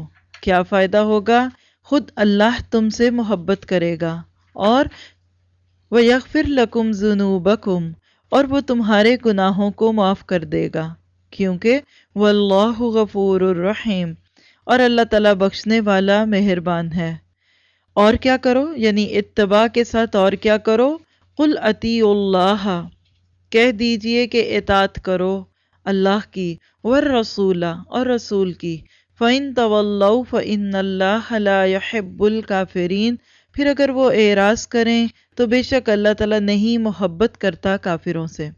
یہ دو آیات ہیں، اس میں اللہ کے نبی صلی اللہ علیہ وسلم کی اتباع اور آپ کی اطاعت کا فرق بیان کیا گیا، اور ان آیات میں اس کا اگر آپ بیک گراؤنڈ دیکھیں یا اس کو پیچھے سے جوڑ کے دیکھیں تو ان کا بھی ربط بنتا ہے۔ پچھلی آیتوں میں ہم نے دیکھا، شروع کی اگر آپ آیات دیکھیں تو توحید کے دلائل تھے اور کفر کی مذمت تھی۔ اب یہاں رسول اللہ صلی اللہ علیہ وسلم کی شان بیان ہو رہی ہے۔ کیا پتہ چلا کہ جو توحید کا انکار کرے اگر وہ کفر ہے، تو رسول کی اطاعت، اس کا انکار کرنا، یہ بھی کفر ہے۔ اسی طرح اس آیت کی شان میں یہ بات آتی ہے کہ یہود کو اسلام کی دعوت دی گئی کہ آؤ اللہ کی طرف اور اللہ کو مانو اور اس نبی کو مان لو، تو انہوں نے یہ کہہ کر اس دعوت کو قبول کرنے سے انکار کر دیا کہ ہم تو پہلے ہی محبت الہی سے سرشار ہیں اور اس کے لاڈلے ہیں، اس کے پیارے ہیں، اور ہمیں کیا ضرورت پڑی ہے کسی نئے نبی کی امت میں داخل ہو کر اپنے آپ کو مشکل میں ڈالیں۔ تو اللہ تعالیٰ نے اس پہ یہ آیات نازل فرما دیں کہ دیکھو، تم جس مرضی محبت کی بات کرو، تم اللہ کی محبتوں کے رنگ میں رنگے ہوئے ہو، لیکن جب تک اس نبی کو نہیں مانتے، اس کی اطاعت نہیں کرتے، اس کو دل اور جان سے اپنا راہبر اور رہنما نہیں مانتے، تمہاری اطاعت کے سارے دعوے جھوٹے ہیں۔ آج مسلمانوں میں بھی ایسے ہی ہوتا ہے۔ آپ کسی کو دعوت دیتے ہیں نا دین کی، تو کہتے ہیں لو آپ کا کیا خیال ہے، ہم اللہ سے محبت نہیں کرتے؟ نہ کیا خیال ہے ہم نمازیں نہیں پڑھتے؟ ہم تو سب نیکیوں کے کام کرتے ہیں۔ تو یہاں اصل میں اللہ کی محبت کا دعویٰ کرنے والوں کو اللہ تعالیٰ نے ایک پیمانہ دیا۔ اس آیت کو آیت محن کہتے ہیں، میم ہا نون، امتحان ہوتا ہے نا جیسے لفظ، اسی سے لفظ محن کہتے ہیں امتحان سے، یعنی کسی انسان کے امتحان کی یہ دلیل ہے کیا؟ کہ اللہ کے نبی سے محبت کرے۔ اللہ کے نبی کی محبت کو اللہ تعالیٰ نے یہاں ایک کرائیٹیرین بنا دیا۔ ایسے ہی جیسے ایک برتن ہو، اور جب تک اس برتن کے اندر کوئی چیز نہیں ڈلے گی تب تک اس سے فائدہ نہیں ہوگا۔ نبی صلی اللہ علیہ وسلم کی اطاعت اور آپ کے بتائے ہوئے طریقوں پہ عمل کرنا، یہ اس بات کی دلیل ہے کہ نبی صلی اللہ علیہ وسلم کی زندگی میں کیا اہمیت ہے، ان کے طور طریقوں سے کیسے چلتے ہیں۔ صحیح بخاری کی روایت ہے، نبی صلی اللہ علیہ وسلم نے فرمایا، میرا ہر امتی جنت میں جائے گا، لیکن وہ نہیں جائے گا جس نے خود جنت میں جانے سے انکار کیا۔ کل امتی یدخلون الجنہ الا من ابا۔ صحابہ کرام بڑے حیران ہوئے کہ اللہ کے نبی کون ہے جو خود انکار کرے؟ یعنی اب ہم سبھی میں سے کوئی کسی کو پوچھ لے کہ کیا آپ جنت میں جانے سے انکار کرتی ہیں، تو کوئی کرے گا؟ کبھی بھی نہیں کرے گا۔ تو صحابہ کو حیرت ہوئی کہ اللہ کے نبی من ابا، کون ہے جو انکار کرے گا؟ تو آپ نے فرمایا، جس نے میری اطاعت کی وہ جنت میں داخل ہوا، اور جس نے میری نافرمانی کی گویا کہ اس نے انکار کیا۔ یعنی نبی کی سنتوں کو نہ ماننا، ان کی اطاعت نہ کرنا، خوشی سے نہ ماننا، یہ اصل میں جنت میں جانے سے انکار ہے۔ اسی طرح صحیح بخاری ہی کی ایک اور روایت میں آتا ہے کہ 3 لوگ اللہ کے ہاں غضب میں ہیں، یعنی 3 لوگوں پر اللہ کا غضب ہوگا، غصہ ہوگا۔ اس میں سے ایک شخص ہے حرم کی حرمت پامال کرنے والا، یعنی خانہ کعبہ میں جا کے کوئی ایسا الحاد کرنا کہ جس سے دوسرے مسلمانوں کو بھی تکلیف ہو۔ اسی طرح دوسرا وہ شخص کہ جو نبی صلی اللہ علیہ وسلم کا طریقہ چھوڑ کر دوسرا طریقہ اپنائے، اور اسی کو آپ دیکھیں کہ سنتوں کو چھوڑ کے پھر اپنی مرضی کے کاموں کو کرنا بھی آ جاتا ہے۔ اور تیسرا وہ شخص ہے کہ جو کسی مسلمان کا قتل ناحق کرے۔ آپ دیکھیے کہ یہ تو ایک حکم ہے نا اتباع اور اطاعت کا، ان دونوں کا فرق بعد میں دیکھیں گے۔ صرف ہم یہ دیکھ لیں کہ صحابہ کرام ان آیات کو سن کر کس طریقے سے عمل کے لیے تیز ہو جاتے تھے۔ حضرت عثمان رضی اللہ عنہ ایک روایت نقل کرتے ہیں جس میں وہ وضو کا طریقہ سکھاتے ہیں، اور آپ میں سے شاید معلوم ہوگا لوگوں کو کہ جو نبی صلی اللہ علیہ وسلم کا سب سے زیادہ وضو کا طریقہ کلیئر ہمیں ملتا ہے وہ حضرت عثمان رضی اللہ عنہ کی روایت سے ملتا ہے۔ تو یہ نب لوگوں کو طریقہ سکھا رہے تھے، یہ کرو وہ کرو، اور بیچ میں ایک ایسا مقام آیا کہ مسکرانے لگے۔ تو لوگوں نے کہا بھی آپ کیوں مسکرائے؟ تو کہا اس لیے کہ جب اللہ کے نبی صلی اللہ علیہ وسلم مجھ کو میں نے دیکھا تھا تو اس موقع پہ وہ بھی مسکرائے تھے، اب وہ کسی بھی وجہ سے مسکرائے ہوں گے، تو کہا کہ پھر میں بھی اس وقت مسکرانا چاہتا۔ اب دیکھیے یہ اللہ کے نبی کے ساتھیوں کی محبت تھی آپ کے لیے۔ اسی طرح ایک دفعہ ایک ساتھی تھے، صحابی تھے، کھانا کھا رہے تھے، تو جب ان کے سامنے کھانا آیا تو ڈونگے میں چمچہ گھمانے لگے، تو لوگوں نے کہا کہ آپ کیا کر رہے ہیں؟ تو کہنے لگے کہ ایک موقع پہ میں اللہ کے نبی صلی اللہ علیہ وسلم کے ساتھ کھانا کھا رہا تھا اور آپ کے سامنے لوکی لائی گئی، تو آپ اسی طرح ڈونگے میں چمچہ ڈال کے لوکی ڈھونڈ رہے تھے، تو میں نے آج سوچا کہ میں بھی اس سنت کو پورا کر لوں، میں بھی اللہ کے نبی کی محبت میں یہ کر رہا ہوں۔ اسی طرح ایک زید بن اسلم عبداللہ بن عمر کی یہ کامل یہ پیش کرتے ہیں، کہتے ہیں میں نے ان کو کھلے بٹنوں کے ساتھ، یعنی قمیض کا جو بٹن ہے اوپر سے اس کو کھول کے نماز پڑھتے ہوئے دیکھا، تو پوچھا کہ یہ آپ کیا کر رہے ہیں؟ وہ ایک خاص وقت کی نماز پڑھ رہے تھے تو بٹن کھول دیا، تو کہا یہ آپ کیوں کر رہے ہیں؟ کہتے ہیں کہ اس لیے کہ جب میں نے اللہ کے نبی کو یہ نماز پڑھتے دیکھا تھا تو اس وقت آپ کا بٹن کھلا ہوا تھا۔ یہ ابن خزیمہ کی روایت ہے۔ اب دیکھیے ویسے بٹن کھولنا یا بند کرنا کوئی نیکی یا گناہ نہیں ہے، لیکن نبی کی محبت میں جب کوئی ایسا کرتا ہے تو پھر وہ اس کی نیت کی وجہ سے بدل جاتی ہے۔ اسی طرح عروہ بن زبیر کہتے ہیں کہ میں کوئی ایسی چیز نہیں چھوڑ سکتا جس پر رسول اللہ صلی اللہ علیہ وسلم عمل کرتے تھے، کیونکہ مجھے ڈر ہے کہ میں راہ سے بھٹک نہ جاؤں۔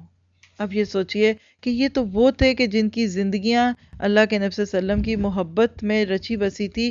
اسی طرح اور بہت سارے واقعات ہیں۔ عبداللہ بن عمر ایک موقع پہ سفر میں تھے، ایک خاص مقام پہ جب پہنچے تو سواری سے اترے اور اس طریقے سے بیٹھ گئے جیسے کوئی انسان قضائے حاجت سے فارغ ہوتا ہے، پھر اٹھ کے دوبارہ سواری پہ بیٹھ گئے۔ لوگوں نے کہا کہ ہم نے دیکھا کہ آپ کو کوئی ضرورت تو نہیں تھی، یعنی آپ فارغ نہیں ہو رہے تھے، بس ایسے ہی بیٹھ گئے۔ تو کہا ہاں اس لیے کہ اللہ کے نبی کی زندگی میں ایک بار میں ان کے ساتھ اسی راستے سے گزرا تھا اور اس مقام پر وہ فارغ ہوئے تھے، تو میں نے آج اپنے آپ کو اس نیکی سے محروم نہیں کرنا چاہا۔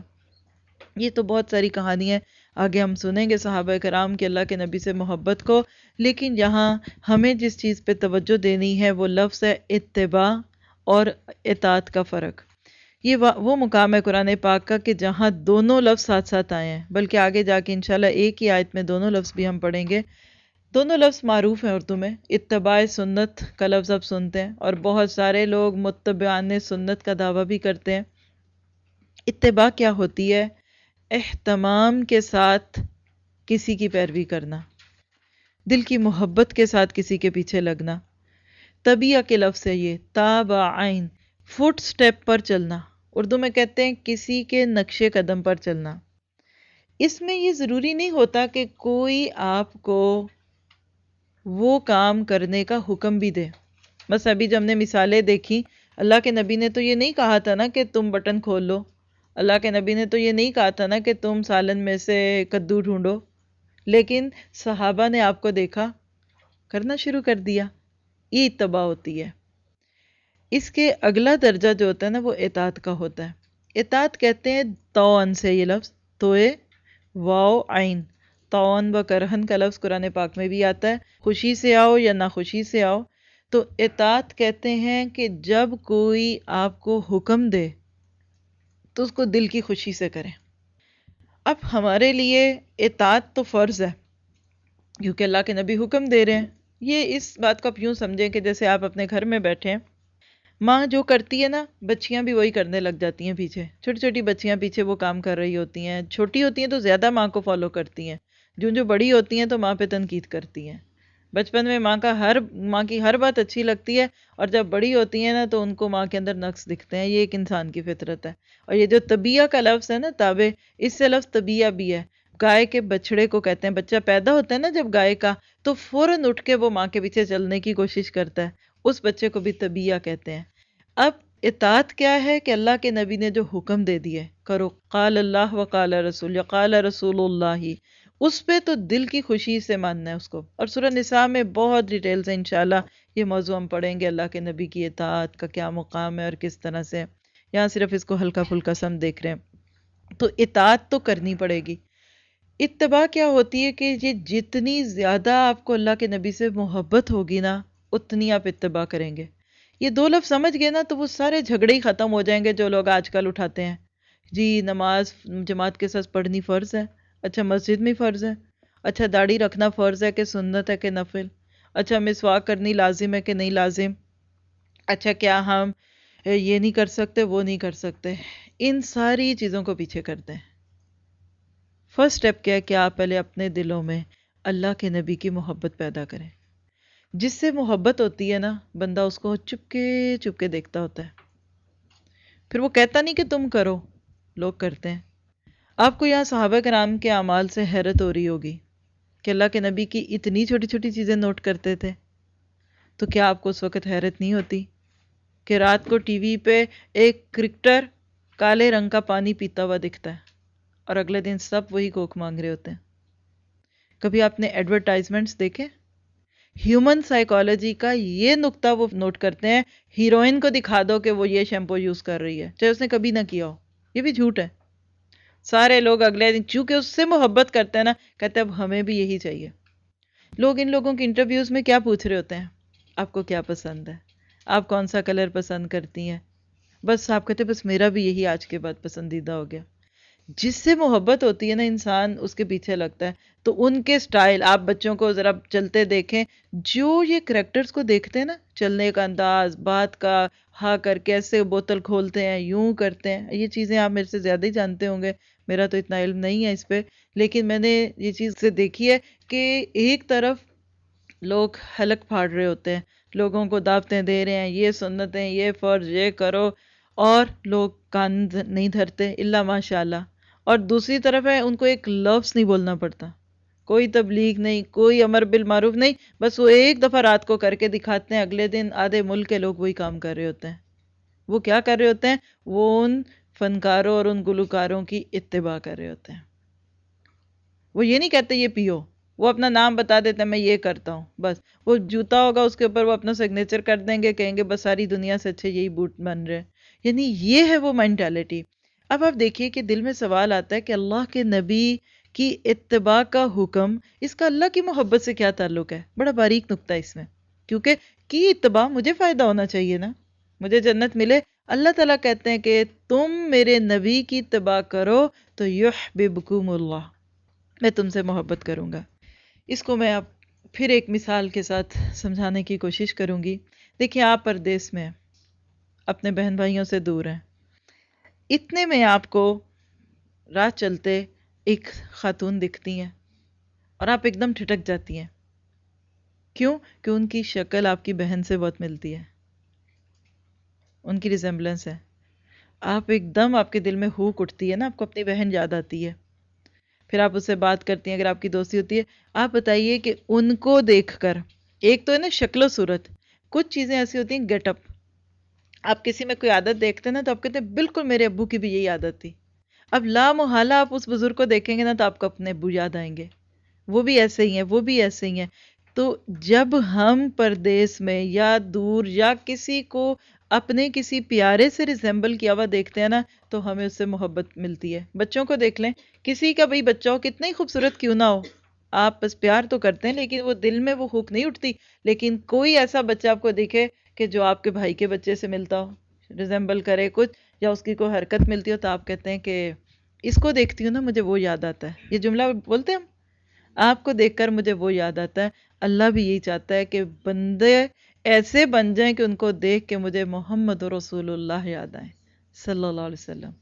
یہ محبت کے سودے ہیں، اس میں کوئی زبردستی نہیں۔ مت مجبور کیا کریں اپنے بچوں اور بچیوں کو، یہ کرو وہ نہ کرو، یہ پہنو وہ نہ پہنو، بالکل آپ اپنے آپ کو ضائع کر رہے ہیں۔ ان کے دلوں میں اللہ کے نبی کی محبت ڈالتے ہیں۔ محبت دیوانی ہوتی ہے، وہ کالی لیلا بھی اس کو دنیا کی سب سے زیادہ خوبصورت عورت لگتی ہے۔ اصل کمی جو ہے نا ہمارے اندر، وہ محبت میں کمی ہے۔ اس لیے اللہ تعالیٰ چاہتے ہیں کہ تم محبت کرو، تم اس طرح اللہ کے نبی کو کاپی کرو کہ تمہیں دیکھ کر مجھے تم پہ بھی وہی محبت آنے لگے جو مجھے اپنے نبی سے آتی تھی۔ یحببکم اللہ، وہ تم سے محبت کرے گا، اور ساتھ ہی ساتھ وَيَغْفِرْ لَكُمْ ذُنُوبَكُمْ۔ ہم میں سے کون ہے جو یہ نہیں چاہتا کہ ہمارے گناہ معاف ہو؟ ہم گناہوں کی معافی چاہتے ہیں نا، لیکن اس کے لیے کتنا آسان طریقہ ہے کہ تم نبی صلی اللہ علیہ وسلم کی اتباع کرو۔ پھر اس میں دیکھیے کھانا پینا سونا جاگنا سنتیں سب ہیں۔ ہم عموماً سنتیں ان کو سمجھتے ہیں جو نماز میں فرضوں کے آگے پیچھے پڑھی جاتی ہیں، 4 سنت یا 2 سنت یا دوسری سنت، وہ تو ایک عبادت کی سنتیں ہیں نا۔ تو کیا پھر اس نبی کی سنتیں شادیوں میں نہیں چلیں گی؟ کیا اس نبی کی سنتیں پھر بچے کی پیدائش پہ نہیں چلیں گی؟ کیا اس نبی کی سنتیں تجارت کے طریقوں میں نہیں چلیں گی؟ کھانا پینا سونا جاگنا، پھر تو انسان ایسے ایک سکیلٹن کے اندر اپنے آپ کو فٹ کرنے لگتا ہے کہ بس جو چیز اللہ تعالیٰ نے بتا دی ہے، نبی اس کا ایک رول ماڈل ہے اور مجھے اسی کو کرنا ہے۔ کبھی آپ نے دیکھا ہوگا کمپنیز میں کوئی چیز بنتی ہے نا، تو پہلے وہ ایک ڈائی بناتے ہیں، سانچہ کہہ لے، وہ مشکل ہوتا ہے۔ فرسٹ ٹائم آپ کو بک چھپنے کو دیتے ہیں نا، تو وہ کہتے ہیں یہ بہت مہنگی چھپے گی، پھر آئندہ بنوائیں گے تو سستی چھپے گی۔ کیوں جی بھئی ہمیں اس کی ڈائی بنانی ہے، ہر پیج کی ایک الگ پلیٹ بنے گی اور دس اینڈ دیٹ۔ بس اللہ تعالیٰ نے ہم کو ایک سکیلٹن دے دیا، ایک ڈھانچہ دے دیا، ایک خالی فریم ہے، اور آپ نے اس کے اندر اپنے آپ کو فٹ کرنا ہے۔ جتنا اللہ کے نبی کے طریقوں پہ ہم آ جائیں گے، اتنا ہی انشاءاللہ آپ دیکھیں گے کہ اللہ کی محبت ہمیں ملتی جائے گی، اور ساتھ ہی گناہوں کی معافی، کہ واللہ غفور الرحیم، قل اطیعوا اللہ والرسول، اللہ اور اس کے رسول کی اطاعت۔ وَإِن تَوَلَّوْا فَإِن تَوَلَّوْا کون؟ یہود مدینہ خاص طور پہ، اور آج ہر ایک وہ شخص جو ایسا کرتا ہے۔ فَإِنَّ اللَّهَ لَا يُحِبُّ الْكَافِرِينَ، تو اللہ ایسے کافروں کو پسند نہیں کرتا۔ اسے کیا پتہ چلتا ہے کہ یہاں دیکھیے کافر کس کو کہا گیا ہے؟ رسول کی اطاعت کے منکر کو۔ کتنی بڑی دلیل ہے اس بات کی کہ جس طرح اللہ تعالیٰ کو ماننا اور اس کی بات کا اقرار کرنا یہ اسلام کے اندر رہنے کی شرط ہے، اسی طرح نبی صلی اللہ علیہ وسلم کی بات کو بھی ماننا ہے۔ کیونکہ آج کے دور میں یہ آوازیں بہت کثرت سے اٹھنے لگ گئیں کہ حدیث کو چھوڑ دو، سنتوں کی کوئی اہمیت نہیں، یہ تو اس دور کی بات تھی۔ بھئی مردوں کو ٹخنے کھلے کیوں رکھنے کا حکم ہے؟ وہ اس لیے کہ اس دور میں غربت بڑی تھی۔ یقین کریں یہ بات میں نے کسی سے سنی کہ یہ جو بات ہے نا ٹخنوں سے اوپر شلوار رکھو یا ازار رکھو یا پینٹ رکھو، یہ اس لیے کہ اس دور میں غربت بہت تھی، تو اب تو ماشاءاللہ آسودگی ہے۔ تو جس دور میں مردوں کو کھلے ٹخنے رکھنے کا حکم دیا، اسی دور میں تو یدنین علیہن من جلابیبہن کی آیتیں بھی نازل ہوئی تھیں، اور جلباب کہتے ہی اس چادر کا جو پاؤں سے بھی نیچے گرتی ہے۔ کیا عورتوں کے لیے غربت نہیں تھی؟ یعنی یہ مذاق اڑانے کی بات ہے۔ داڑھی کی بات کر لیں تو لوگ کہتے ہیں نہیں جی یہ اس دور میں تو چونکہ ایسے تھا، وہ یہود اور مسلمان اکٹھے رہتے تھے تو وہ تو ایک پہچان کی چیز تھی، اب تو ہم اپنے مسلمان ملکوں میں رہتے ہیں۔ ہاں ماشاءاللہ آپ نہ رکھیں، کوئی بات نہیں، لیکن قیامت کے دن تو پہچان ضروری ہوگی نا۔ تو یہ جہاں آپ دیکھیں نا کہ کوئی سنتوں کا مذاق اڑانے لگا ہے، فوراً رک جائے، فل سٹاپ لگا لیں، ورنہ آپ ذمہ دار ہوں گے اللہ کے نبی کے خلاف باتیں کروانے کو۔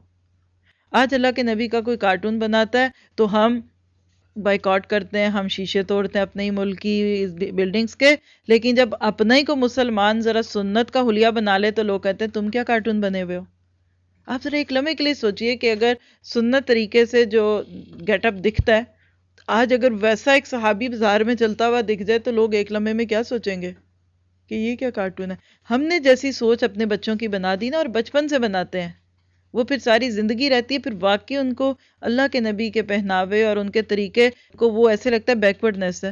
مائیں خود بچوں کو رات کو سوتے کا کہتی ہیں شلوار قمیض پہن لو، پینٹ اتار دو شلوار قمیض پہن لو۔ میں ایک ایسی عورت کو جانتی ہوں، بچپن سے یہی معمول تھا گھر میں، صبح روز بچوں کو پینٹ شرٹ جو بھی اچھے ڈریسز ہوتے ہیں ویسٹرن وہ پہنانے، رات کو سوتے ہوئے شلوار قمیض پہنا دینی۔ اب وہ بچہ جوان ہو گیا ماشاءاللہ، لیکن وہ جو ہی شلوار قمیض دیکھتا ہے کہتا ہے یہ نائٹ ڈریس ہے، باہر نہیں جا سکتا۔ اپنے ملک کی بات کر رہی ہوں، پاکستان کی یہ بات ہے۔ وہ یہ سوچتے ہیں کہ یہ باہر پہننے والا ڈریس نہیں، یہ رات کو سوتے ہوئے پہنتے ہیں۔ اب یہ نہیں مطلب کہ شلوار قمیض پہننا ثواب ہے یا عبایا یا جیسے ثوب پہننے کی بات ہے، میں صرف ایک سوچ کا فرق بتا رہی ہوں کہ جب ہم اپنے بچوں کو شروع سے اسے گیٹ اپ میں رکھتے ہیں، ان کا ساتر لباس نہیں ہوتا، اتنا ٹائٹ ہوتا ہے، اتنا سی تھرو ہوتا ہے، تو اس کے نتیجے میں پھر سنتیں کہاں سے آئیں گی؟ اور یہ اندر جذبیت کی کیفیت کب آتی ہے؟ جیسا ہمارا حال حلیہ ہوتا ہے، آپ بالکل اپنے آپ کو ایک ہفتے کے لیے صرف سنتوں کے قریب کر کے دیکھیں، آپ کے دل میں نیکی کرنے کا شوق بڑھ جائے گا، ایبزارب بڑھے گا۔ پھر دوسری بات آپ یہ بھی دیکھیے کہ محبت جو ہے نا یہ ایک چھپا ہوا جذبہ ہے. کسی کو کس سے محبت ہے کہ نہیں ہے، کم ہے کہ زیادہ ہے، اس کا کوئی پیمانہ باہر سے نہیں دکھتا. یہ کیسے پتہ چلتا ہے؟ انسان کے معاملات سے، حالات سے، کیا کر رہا ہے. کچھ اثرات ہوتے ہیں، کچھ علامتیں ہوتی ہیں، کسی طرح بندہ ویسا بننا چاہتا ہے. اسی طرح اللہ سے محبت کا دعویٰ ہم میں سے ہر ایک کرتا ہے، لیکن دوسروں کو کیسے پتہ چلے؟ اس کو ہمارے حال حلیے سے پتہ چلے گا، طور طریقوں سے پتہ چلے گا. تو گویا کہ یہ ایک کسوٹی ہے، اس کے اوپر اپنے آپ کو پرکھنا ہے. اللہ تعالیٰ سے دعا ہے کہ ہمیں عمل کی توفیق عطا فرمائے. بہت بڑی آیت ہے. ایک روایت میں آتا ہے کہ جس نے نبی صلی اللہ علیہ وسلم کی اتباع کا انکار کیا اس نے در حقیقت اللہ تعالیٰ کی پیروی کا انکار کیا، اور جس نے نبی کی اتباع کی اس نے اللہ کی اتباع کی. تو اللہ تعالیٰ ہمیں نبی صلی اللہ علیہ وسلم کے اسوہ حسنہ پر عمل کرنے کی توفیق عطا فرمائے. یہاں اتباع کے بارے میں ایک کوٹیشن نوٹ کر لیجئے گا، اردو میں بتا دیتی ہوں. کسی کے فعل کا اتباع، کسی کے کسی کام کے اتباع کا یہ معنی ہے، یعنی اتباع کیا ہوتا ہے کہ اس فعل کو اس طرح کیا جائے جس طرح وہ کرتا ہے، اور اس لیے کیا جائے کیونکہ وہ کرتا ہے. ٹھیک ہے، یعنی کام وہی، یہ نیت بہت اہم ہے. اسی طرح ایک اور قول ہے، جب کوئی شخص کسی دوسرے کی عزت اور احترام کے باعث بالکل منوان اس کے فعل کی طرح کوئی فعل کرے تو وہ اس کا متی کہلاتا ہے، متی اطاعت سے. اللہ تعالیٰ توفیق دے. سبق پورا ہوا. سبحان ربک رب العزت عما یصفون وسلام علی المرسلین والحمد للہ رب العالمین.